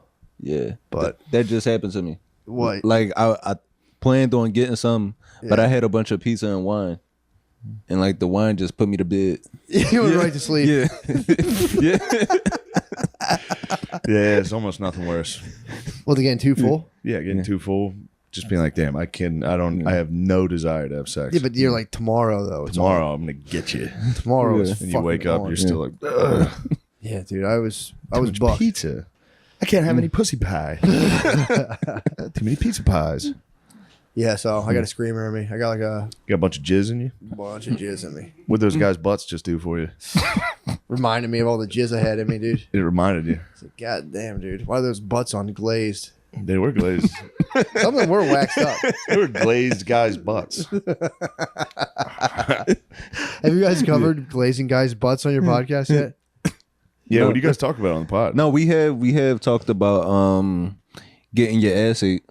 Nice. Ew, Yeah. Anthony. Yeah, Ew. yeah. What's the verdict? Is you guys? Is it like a consensus on it? He's against it, but I told him because he's 25. Who's he? Yeah, Asante Morris. You know, he from young kid from Philly. So yeah, He's against having his ass. yeah. eaten. But I'm 30. And so, you've seen the parade. yeah. But, You've been in the parade. yeah. You've got your legs behind your head. Dressed like Riri, dude, on that one album. But I'm more pro getting your ass ate now at this age than For I sure. was. I've become a lot more progressive. I'm staunch. Yeah. Staunchly against it. Stay out. It's Area 51. That's Area 51, dude. That's no trespassing, dude. Yeah, I would to be polite. I'd be like, yeah, sure. You know, Really? You would I don't allow return- Yeah, for sure. Well, it depends. I'd have to like really, clean the grounds. Yeah. No, I yeah, need little dudes in astronaut suits down there, fucking. Yeah. because the Yeah, times it that's- happened, I wasn't expecting it. So yeah, Oh, you got caught off guard. yeah. Oh, so your ass was not prepared. You probably had a. Oh Yeah. my god, dude. What season was it? When was this? Summer. It was Pride. It was June. It was last June. No, it was year round. Year round. Yeah, year Your ass round. eat So it's round like the clock? Yeah, so I've been. You get attacked. Yeah, the few times it has happened, it's just like, Someone's about to get the fucking ring, dude. yeah, just kept going, and me not knowing. Or matter of fact, me Look like just fucking me, I guess Jordan, me just dude. wanting to see. It's like, What? You gotta look like Jordan, dude. The ring on each finger. Yeah. So you just keep getting your ass eaten? You're still doing it? no, I'm not still doing it. Ah. Right. You lie like Right, a I'm trying to rug, convince dude. myself. Right. Ew. Getting eaten out? You're probably. Yeah, you can't grunt. You have to make a delicate noise. Yeah. Yeah.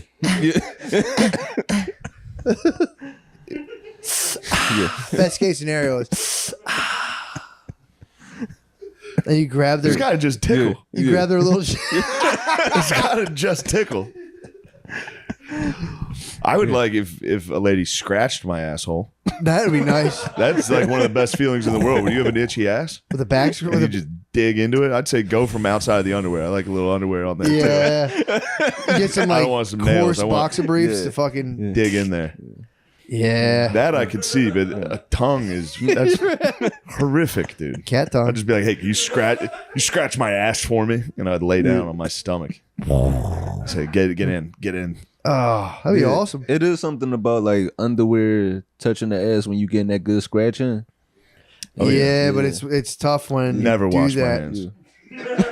I do it. I'll do it walking down the sidewalk, Yeah. and then I'll be like, "Oh shit!" And turn around and see a family Yeah.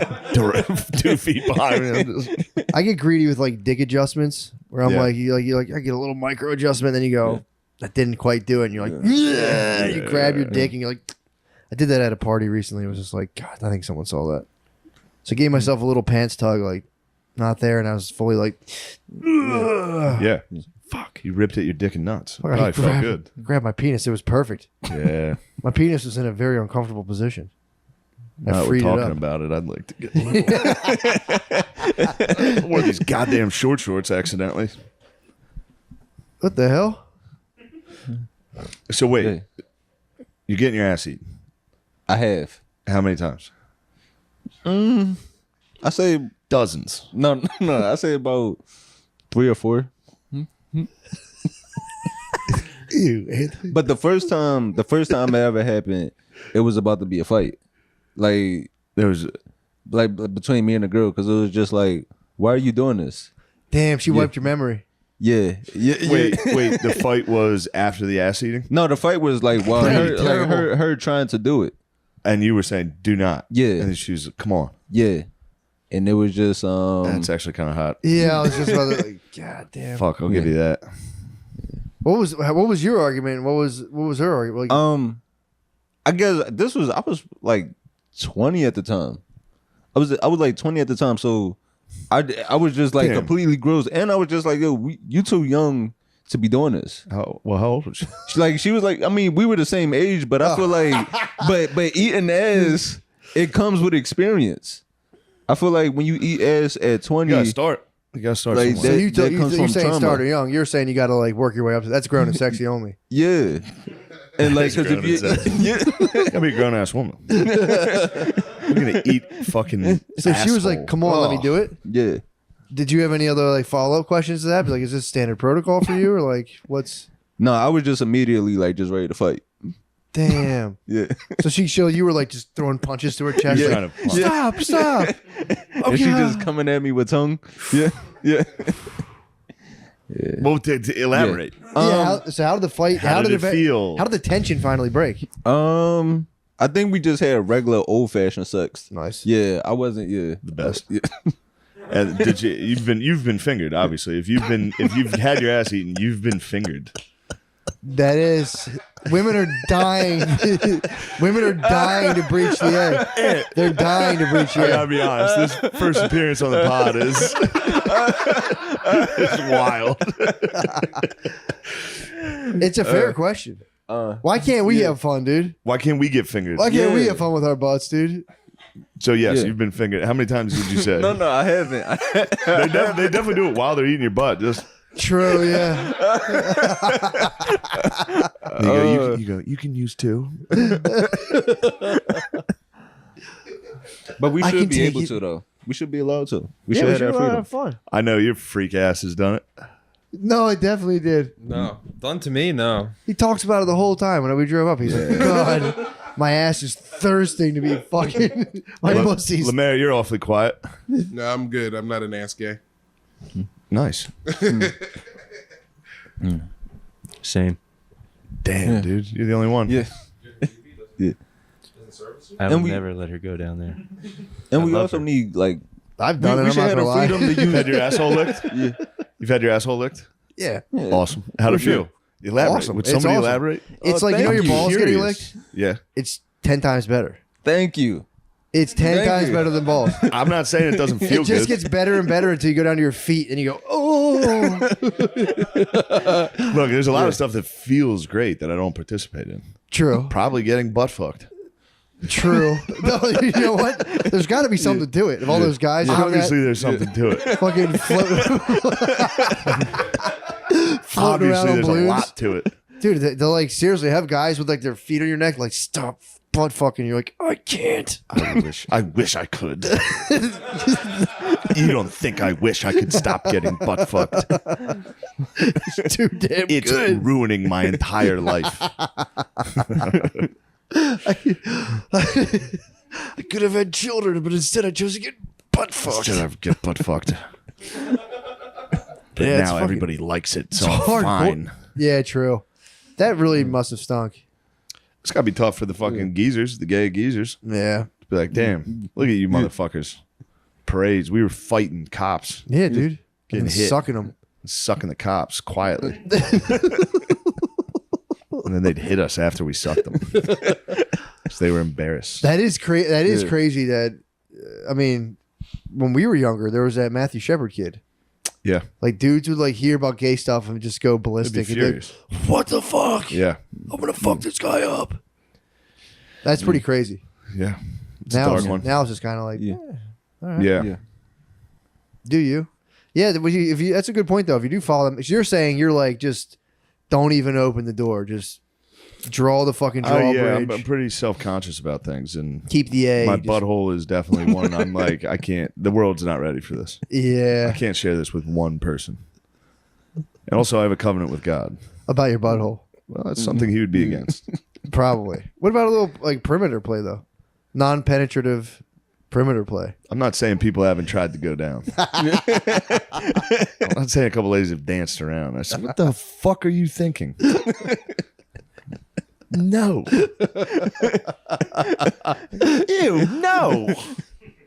You go full 7th grade girl mode, like absolutely not. I squeeze their hand as hard as I can. Yeah, they try to reach down. I go, put it on my tit. I go, you can go up on me, and that's it. No one's allowed to finger me yet. So you guys have been fingered. It's not a big deal. It's It's not a big deal. You guys No, can never admit it. do. You're not a slut if you've been fingered. You guys are old. I'm afraid of my dirty ass. Yeah, I've That's got. I don't want to. Do you want your lady to have poop on, That's on her nothing. finger? A dirty ass is nothing to a woman, Dude, dude. you want her to pull a finger out and you had poop on Yeah, it? but dude, they That's deal with gross. and And then she's touching your face with it, with They your own deal poop? with 10 times worse. Well, why would they touch your By the face? way, I with it? touch my own face with my own poop Well, that's gross. every single day, dude. That's so dirty. That's yucky. It's not that yucky. You do it too, dude. Before you go to bed, you ever start scratching your ass? I would wash my hands. You would get out of bed and I'm wash just your kidding. hands. That was a lie. Yeah. You scratch your ass and then you go. But I'm not going like so far in. Well, you don't gotta be an animal about it. You Well, go actually, a little more gingerly. You just rammed it. Just like laying in bed at night, you're just like, damn, my ass itches. Like a battering ram. Good pod. Good pod. Hot pod. This butt is a hot pod. This is a big butt You bring pod. Aunt more on your podcast. You're talking butt stuff. Yeah, it is the age old. It's the age old debate of like Men's butts. hetero dudes Yeah. is butt play acceptable or not. Yeah, Everybody I've talked to that's done it's been like, it rules. it's decent. Yeah, Yeah. but again, you don't want to become a butt slut. And you don't want to be the first one in the group to do it. Yeah, Matt. Yeah. Matt I'm helped a you bit out of a big time. pioneer, yeah. Matt held out. Matt held out. Let you fucking. You're in the deep end. He said, "I've been in there too, brother." I'm also in the deep end. But yeah, you don't want to become a butt slut because women do. They're going for the butt. It's like They a do go revenge. for the It's butt. a revenge thing. They would like to strap on. They would love to strap you down. Man, when you hear about a, don't tell me, brother. Do not tell me, brother. No. That's not convincing. Have you been strap attacked? No. That's too much. That's too much. That's next, dude. After you get your butt eaten, that is next. Strap attack. That's the gateway. Yeah. Finger and butt eaten. The next on the docket It's strap is attack. a strap attack. Yeah, true. And that's it, dude. They want nothing more. I think they strap Yeah. attack you and leave you. They just go, "That's it. I'm leaving. I'm taking all I'm my not staying stuff. with that sissy. Taking all my stuff." Man, you could get drunk. You could get drunk and get strap attacked. Yeah. There was if you didn't know, and there was a purchase made. And there's a strap could be under your bed right now, So much she had that thing on her. and you get hammered. You go just while you're asleep. Just oh my Wait, you saying she strap attacks you while you're sleeping? yeah, strap attack, rape. And then you go, wait a second. Oh, you wake up to it. Yeah, you go. Oh my god. Oh, what the fuck?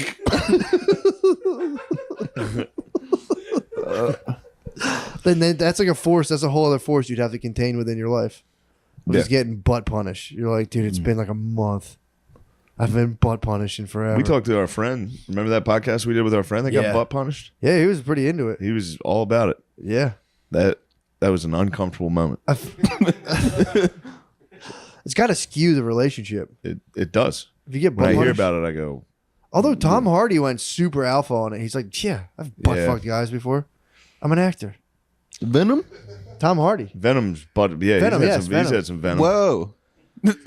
Yeah, I think he's only top though before. You thought that was drool coming out of Venom's mouth? I think he's ain't. only butt fucked guys. Probably. Tom Hardy's the man. I But could be again, spreading a vicious rumor. Did he? no, he said he was bisexual. He did said say he so. said he's laid with men. He has been a part of the theater for a while. Yeah. Who could blame him? If you're in the theater long enough, Yeah, you do enough that's Shakespeare. true. Who knows? This theater tour might culminate. Who did this? Who did this? Who is responsible for this fart? That's me, dude. That's me. What are you with their leaky fingered butts? Who's responsible for this? That's all me. My bad. God damn, you have been having dog farts lately. Just quiet dog farts. I was like, I know this isn't right, and it was just I was like, it's right there. It's right, Let me dude. It's just right at the get- goal line. Just punch it in, dude. I had some. That's probably why I didn't get any ass this weekend. I was, dude, punishing farts. Yeah, you're not used to all that pizza. A lot of pizza, and I started taking. I got like. I'm back on the lion's mane. I just got a bunch of this like mushroom powder. Did we talk about it here? That lion's mane. I almost shit my pants. Oh, I we know took the mushroom capsules. The mushroom. So I've been taking them, but I also Dude, I like. almost shit my pants. I know. I had to You were run telling home. me. You think it's from the lion's mane? It's never happened to me in my life. What's Oh, that? we were. Just taking mushroom. He gave me a bunch of these like micro doses. Well, this and I've been taking lion's mane. This is like psilocybin, like mushrooms. Yeah. Oh, okay. Like a little capsule. He gave me a couple cap. Got your hiney I going. had nothing to do one day. I was like, I'll take a couple of these. It opened your third eye. Go for a dude. walk. My chakras were wide open, dude. I was out for a walk, and all of a sudden, I had like a back pain. I was like, all of a sudden, I was like, wow, that's crazy. My back hurts. And then all of a sudden, there was a grumble in my stomach, and I was like, oh, what the fuck? I got to turn this walk around. Started walking briskly to the house. And then you know how when you have to shit real bad, it like eventually, if you hold it long enough, it does subside. Yeah. This thing kept getting worse. I've never almost shit my pants. almost shit my pants. You thought Did I you- talk about this last week? You told me. All right. You thought you could good boy it. I thought I could tough this thing out. Yeah, sometimes you're hold like- it as hard as I could. Yep. Yeah. You can good boy it, Dom. Did not Like, go. I'm gonna be a Just bruised good up boy. a It, bigger it was shit. such a serious shit that not a single door got closed on the way in. I didn't have time to close doors. I was running into the house. Dude. You can't run. You can't. I Yeah. was just walking as hard as I could. I was jingling my keys. I was like, what the fuck? How was Yeah. it when you spied your toilet too? Were you just It's the closer you get to your house, your butt knows. Yeah. it You does. start to have to shit even worse. It does. I ran up the steps. Tommy was like, he texted me, he was like, what the fuck was that? I was like, dude, I almost shit my pants. I was out for a walk. I'm on mushrooms and I almost shit my pants. That's crazy. Yeah, I don't know. Maybe my farts have been from taking the. I've never had that Microdoses. before, so I'm saying it was the mushrooms. Dude, I started taking turkey tail and lion's mane and just like putting it in coffee, like a bunch of this other like just regular mushroom powder. Yeah. Dude, that's where I think I had like the fucking like the worst smelling farts. There's a note on farts that's maxed out as And you're in Chicago? It's almost like a chemical smell. And you had vacation farts. Vacation farts, you get a different scent, dude. If I go to the beach, my farts smell different. It's like a saltwater taffy. I don't know what it is, dude. Dude, my brother Kevin was taking Lance Armstrong supplement. And all they did was give him the worst smelling farts. And it was the maxed out. It was like I was hitting that level of smell where it's like almost it like smells like a fucking But chemical. people are mad. It's a chemical smell. When you fart, people are mad and like concerned for their own well being. Yeah. Like, Is there a gas leak? Something's wrong. Is the stove on? yeah, I was hitting those level of it, and Yeah. it was just Jesus Christ, dude. So bad. Yeah, that's why you didn't get any high rise, pussy. I know. I stunk up the high rise. I stunk up the 37th Fucking floor. yeah, Dude. the top floor. Those farts were probably creeping through the vents upstairs. They were nasty, dude. They were so loud, dude. And you ever nice? Yeah. What's better than extremely loud farts? I can't help but fart as loud as possible. I look my wife in the eye and I go, yo. She I'm looks the up and I same go, way. as loud as I can. You're not funny. I'm Best like, is the "Nah." morning. Try to wake them up if they're still sleeping. Yeah. Stare at them while they're sleeping and fart as loud as you can. You watch them go like this. Yeah. I just ripped a good one. Me and my girl were eating breakfast, eating some French toast, and I looked her right in the eye and just just let her rumble on the chair. She was so disgusted at me. There's nothing better to do. At breakfast, rumble in a chair. Just impress a lady with a fart. Especially in the morning. That's risk. Yeah. There's a dump. There's usually a dump behind that early one. True. Then I'll say like, you hear how loud that one was? Like I'm proud of my farts. You have to be. Yeah. Did you hear that? Yes. I was 3 feet away from you. Yeah, the sheer volume she takes is unbelievable. Yeah. Of just I'll fully have it You've contained been under the farting covers. like a motherfucker lately. I know, dude. I The know. last several weeks, you've been occasionally this whole room stinks like I'm shit. sorry, dude. No, it's Well, whenever I start lifting again, I whenever I like start it. lifting, thank you. Whenever I know I start like it. lifting again, I start eating like an Olympic athlete. of course. So if I lift at all, it's like, I need 20,000 calories a day. I do, dude. I go to that trainer and immediately I'm like, well, I can eat anything for the rest of the week. Yeah. I'll eat like a monster for the rest of the week. Yeah, I've And been I'll doing come that. back the next week. We'll be like, what the fuck happened? Like, You're visibly worse than you were last week. so my muscle cells were breaking down. I had to repair them, dude. Yeah. I had The only way to carb repair loaded. it was wonton dumpling soup every day. Yeah, I carb loaded there and just munched a fucking pizza. We all went out to Giordano's Chicago style pizza. I just fucking demolished. Did the you talk pizza. about the Democrat mayors ruining the city? The new guy? Nah, Brittany was giving me the deets on the way we were driving. She was like, "Yeah, he not doing a very good job." In Chicago? Yeah, Oh, okay. Well, Yeah, I think same thing in Philly. I think it's a yeah. tall task. Fucking is Kenny? Did he get reelected or? I don't know, but it's really No, the did DA. he quit? Yeah, It's the DA. It's Was crashing. he like, this Crasher. sucks, I'm out of here? Yeah. Yeah, let him go. You're talking let him go, Larry. Yeah. Talking about let him go, Larry, dude. Where'd I put my Zins? Cop union hates him. What are you looking for? My delicious Zin. Oh, nice. Yeah, dude. My Lucy's. I was checking the news. I was like taking a dump, just checking the news while I was in Chicago, and like it would just shootings were always at the top, and it was. I would check, take a dump, go later, and like 2 hours later, I'd be like, oh goddamn, we're up to. Yeah. It was like 10 people died, I think. Yeah. On the weekend? Yeah. I think so. They get a lot every weekend. Yeah, it's pretty bad. Philly's dude. been nuts. Yeah, Philly is. You see they banning the mask? They're banning the mask? Yeah. Which is Matt called that day one. Hold that day one of the pandemic. I'm like, dude, Yeah. if you're like given if it's like Yeah. people do those laws and it's like there's like full on criminal organizations out there that Right. are sitting back and going, oh fuck yeah, Yeah. I Right, can wear yeah. a ski mask, I can evade the camera system now, I can be in this guy's house, come out with a mask on. That now no one has any idea who anyone is, dude. It's that was day one of it. I like the ban. I like the ban for a lot of reasons. One, I'm gonna feel safer, and I think there's gonna be a lot more accurate shootings. Like it'll be Yeah. easier to hit the Yeah. person I want to get. So it's like, oh, he don't have a mask anymore. I've been looking for you. Oh yeah, Yeah. yeah. A lot of people probably got hit just wearing a mask. Oh yeah, Like, there's true. that motherfucker right there. You shoot him, you're like, Not the guy. Yeah, not him. yeah. That was the scuba masks were crazy, man. Yeah, But yeah, it's going away. That was crazy. Over, I still get mad when I see them the masks. on airplanes. Yeah, Still, there's always just families in masks, and I'm just like, yeah. What's fucking up? pussy family. Oh, you're talking about like the Yeah, KN95s. yeah. That's how I feel. I was early Yes. on that.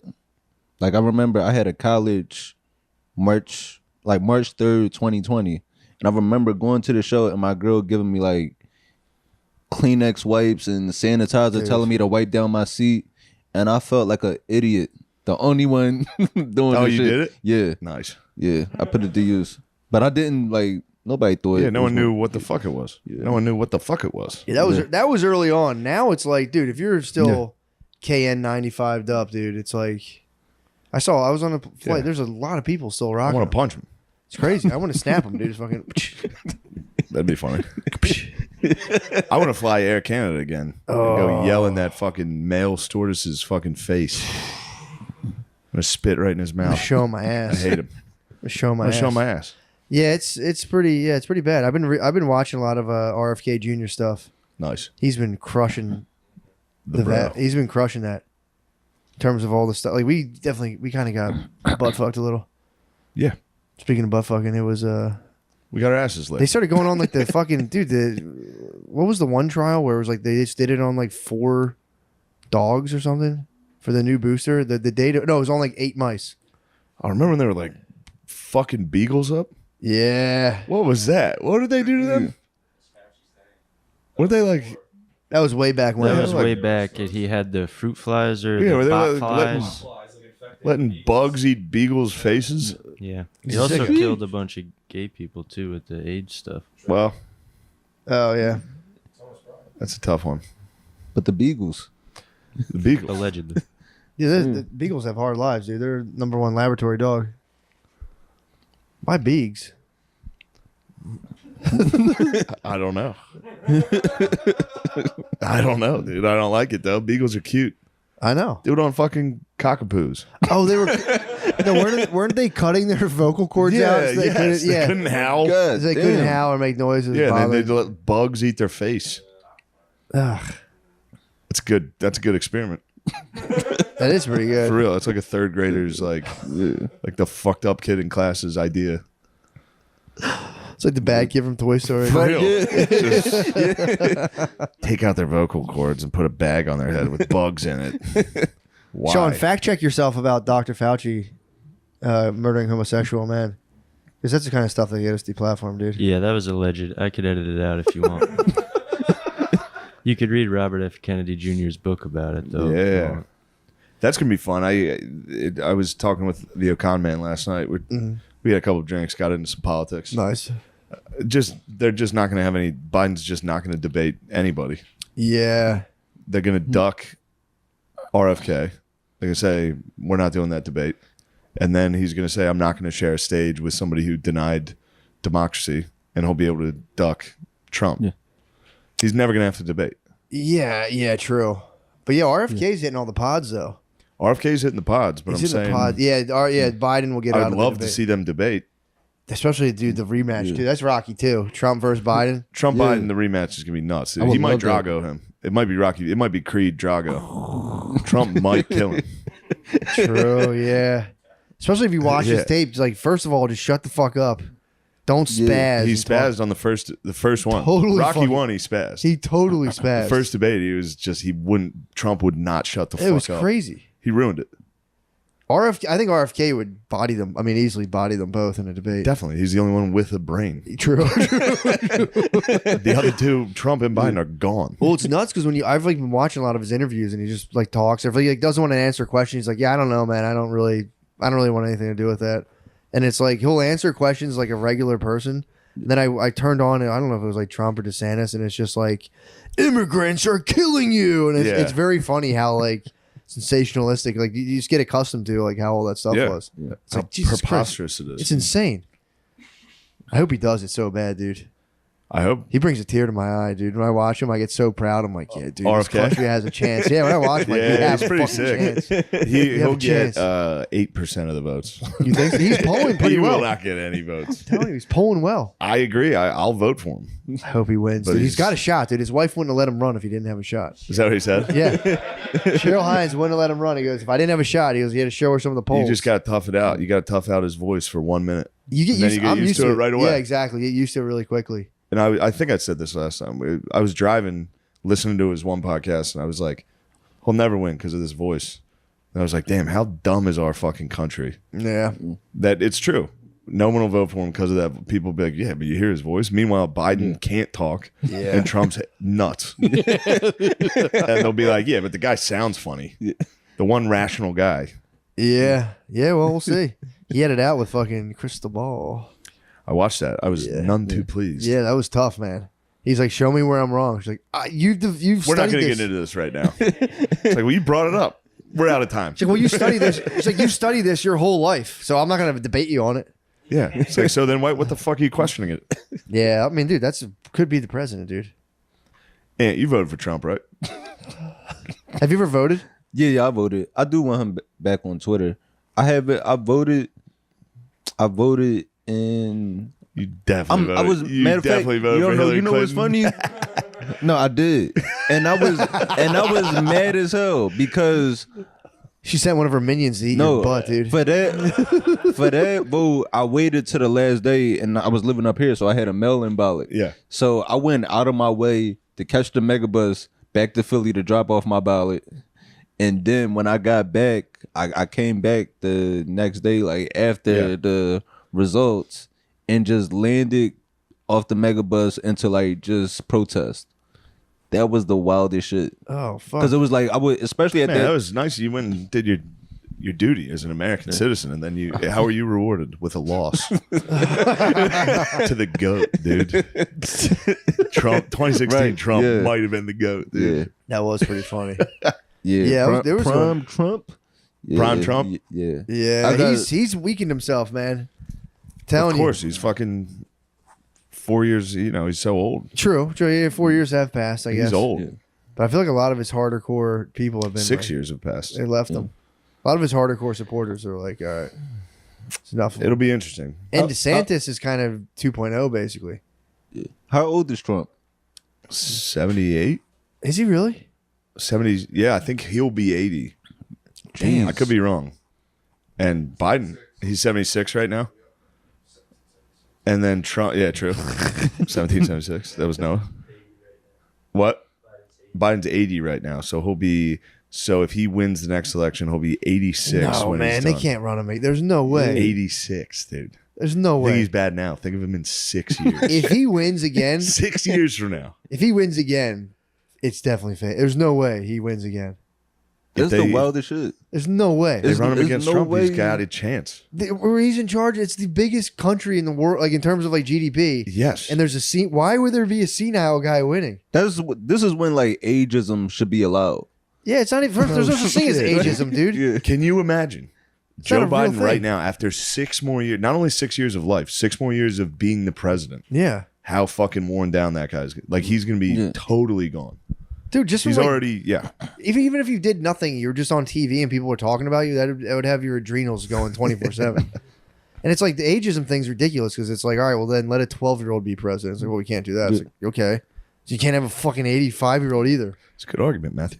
Thank you, man. It's like most times you don't even let an 80-year-old decide what they're going to eat. No, they can't even fucking wipe their ass. Yeah. Yeah.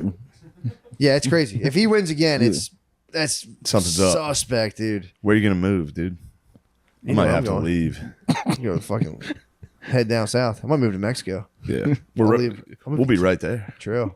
All right. We should switch over Yeah, to hit the page. Patreon.